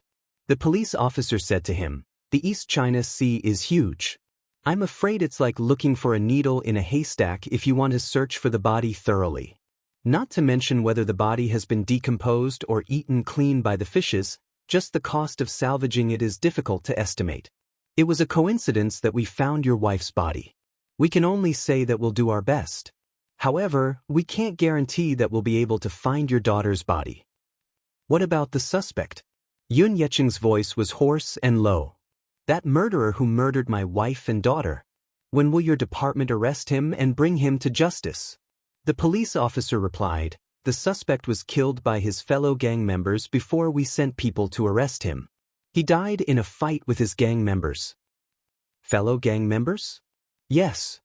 The police officer explained that Li Dongqiang and the gang members had a fierce exchange of gunfire. The police officer took out some photos taken at the scene and showed them to him. Li Dongqiang, male, 35 years old. He was attacked by a group of unknown people in an underground gambling house 2 nights ago. When we arrived, the scene was a mess. Blood flowed like a river. There were heavy casualties. No one survived. There's such a thing. Yun Yeqing was even more shocked. "Mr. Yun, I can only ask you to restrain your grief." The police officer comforted him with a few words, then got up and left. Yun Yeqing slumped on the stool, unable to regain his senses for a long time. When Yun Xianxia was still on set, she received a call from Yun Yeqing. After learning about what had happened, she was in a daze for a long time. She thought that it would take a long time for the case to be closed, but she didn't expect it to be closed so soon. After the case was closed, they needed to go through the procedures to claim the body. After settling the paperwork, Yun Yeqing brought Li Qin's body back to be cremated and buried. Yun Yeqing did not hold a dignified funeral and did not even tell anyone about this matter. He just cremated the body quietly, even though he had a lot of resentment towards Li Qin. However, a day as husband and wife meant endless devotion for the rest of their lives. Even though Li Qin had made many mistakes when she was alive, she was already dead. Many of her sins should be scattered with the wind. Chapter 1905. Yun Yeqing could not fork out the money at first. In the end, it was Yun Xianxia who paid for it. He felt guilty and grateful at the same time. Li Qin was very harsh toward Yun Xianxia when she was alive, yet this filial child was willing to let bygones be bygones and clean up the mess for him. He did not feel good about it. Yun Xianxia, however, said, "Hate is hate, but she's already dead. There's no need for me to be calculative with someone who's already dead.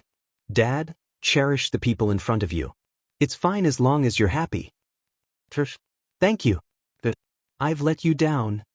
He was so regretful that he could not say anything else. "Director Yun, it's been settled." Li Hanlin's voice was deep and cryptic over the phone. The meaning behind it was self-evident. Yu nodded and gave a rare compliment. "I got it. You've managed to settle it in just 2 days. I have to say that you're quite capable." But Li Hanlin was at a loss. He did not know if this little guy was praising or belittling him. As if knowing what the person on the other end was thinking, Yu calmly replied, "I'm praising you. Does this guy have a very good mind-reading ability? How can he guess what I'm thinking over the phone from so far away? Agent Li, we've worked together for so long. It's hard to describe our tacit understanding. You know me and I know you. Of course, I know what you're thinking." Yu said lightly, once again guessing what he was thinking. Li Hanlin was completely speechless. Director Yun, yes? You must be the reincarnation of a demon. I feel that you're not a normal creature. There was a long silence on the other end. Just as Li Hanlin was on tenterhooks, Yu's cold voice sounded from the other end. It's almost the new year. It seems that someone doesn't want his year-end bonus. Director Yun, I was just joking with you. Before he could finish his sentence, a cold beeping sound came from the other end. Li Hanlin hugged his phone and felt like crying. Wulan Mountain Public Cemetery. It was sparsely populated. After the winter solstice, this place became unusually bleak. Early in the morning, at the first glimmer of dawn, a thin figure suddenly appeared at the gate. The thin figure was wearing a hooded black sweater. The collar of the sweater was pulled all the way to the neck. A large hat was placed on the top of the head, covering half of the person's face. It was impossible to see the person's appearance clearly. However, judging from her figure, she was a young woman of average height. The woman put her hands in her pockets and slowly walked through the door. The bodyguard stood up and raised his head to look at the newcomer, but a strange feeling arose in his heart. He had seen people sweeping the tombs, but he had never seen them before. It was still early in the morning when the cemetery had just opened, and they were already sweeping the tombs. Therefore, he walked out of the preservation room. Just as he walked over, he wanted to ask. Before he could reach the man, he was frightened by the strange aura that the man emitted and took half a step back. This woman was clearly a living person. Why was she like a ghost? The bodyguard shook his head and decided not to poke his nose into other people's business. He returned to the preservation room to hide from the wind. The woman suddenly walked toward him. Help me check a name. The bodyguard raised his head and saw that the woman had appeared at the window without making a sound. He was shocked. Chapter 1906. The woman's face was covered by a hat, and she wore a thick mask that covered most of her face. Only a pair of eyes that were as dark as a bottomless abyss could be seen. But were those really human eyes? These were not eyes that a living person should have. There was not a trace of life in them. They were like two empty holes that emitted a biting cold air from the depths. What was more frightening was that the area around her eyes was covered with hideous scars, as if she had been scratched by something sharp. Although the wound had healed, it left a permanent scar. This person, what was going on? She wrapped herself up fully, but there were scars on her face. It was very suspicious. She was neither a human nor a ghost. To be honest, after guarding the tomb for so many years, this was the first time he had been frightened by a living person. The security guard patted his chest and did not wait for him to react. Help me check a name. The woman repeated this sentence eerily, as if she was silently chanting an ancient and terrifying spell. Her voice was low and hoarse, and there was no trace of life in it at all. The security guard's face stiffened for a while, then he took the booklet from the side and asked in a bad mood, "What's the name?" Li Qin. Mu Zi Li, is Qin the Qin in piano? The woman nodded slowly. This name was just added not long ago. It's in the 19th row, 23rd.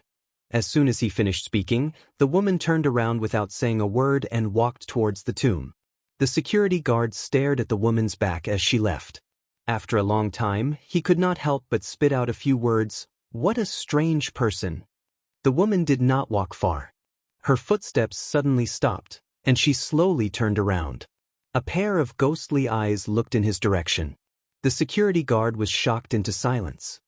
He subconsciously bit his lips and smiled at her as if he was trying to please her. Tomb number 5. 19th row, 23rd row. This was a row of newly built tombstones, green and lush. The woman stopped in front of the tombstone. On the tombstone, there was a black and white photo of Li Qin, and below it were tributes and flowers. The woman slowly knelt on the ground. Her fingertips gently touched the cold photo, and her eyes narrowed slightly. Nana, live well, you must avenge Mother. Mother hates it. Mama really hates it. I'll definitely make that bitch live a life worse than death. I'll definitely make her live in pain for the rest of her life. The mournful and desperate cries were still ringing in his ears. The woman silently stroked the cold photo over and over again. In the early morning, the frost and dew were heavy, and the photo was covered with a layer of wet marks. She gently wiped the dampness off the photo bit by bit, as if she was caressing it gently. When the woman left, the flowers in front of the tombstone were trampled to pieces. The security guard watched the figure leave and muttered to himself, "More like a ghost than a ghost."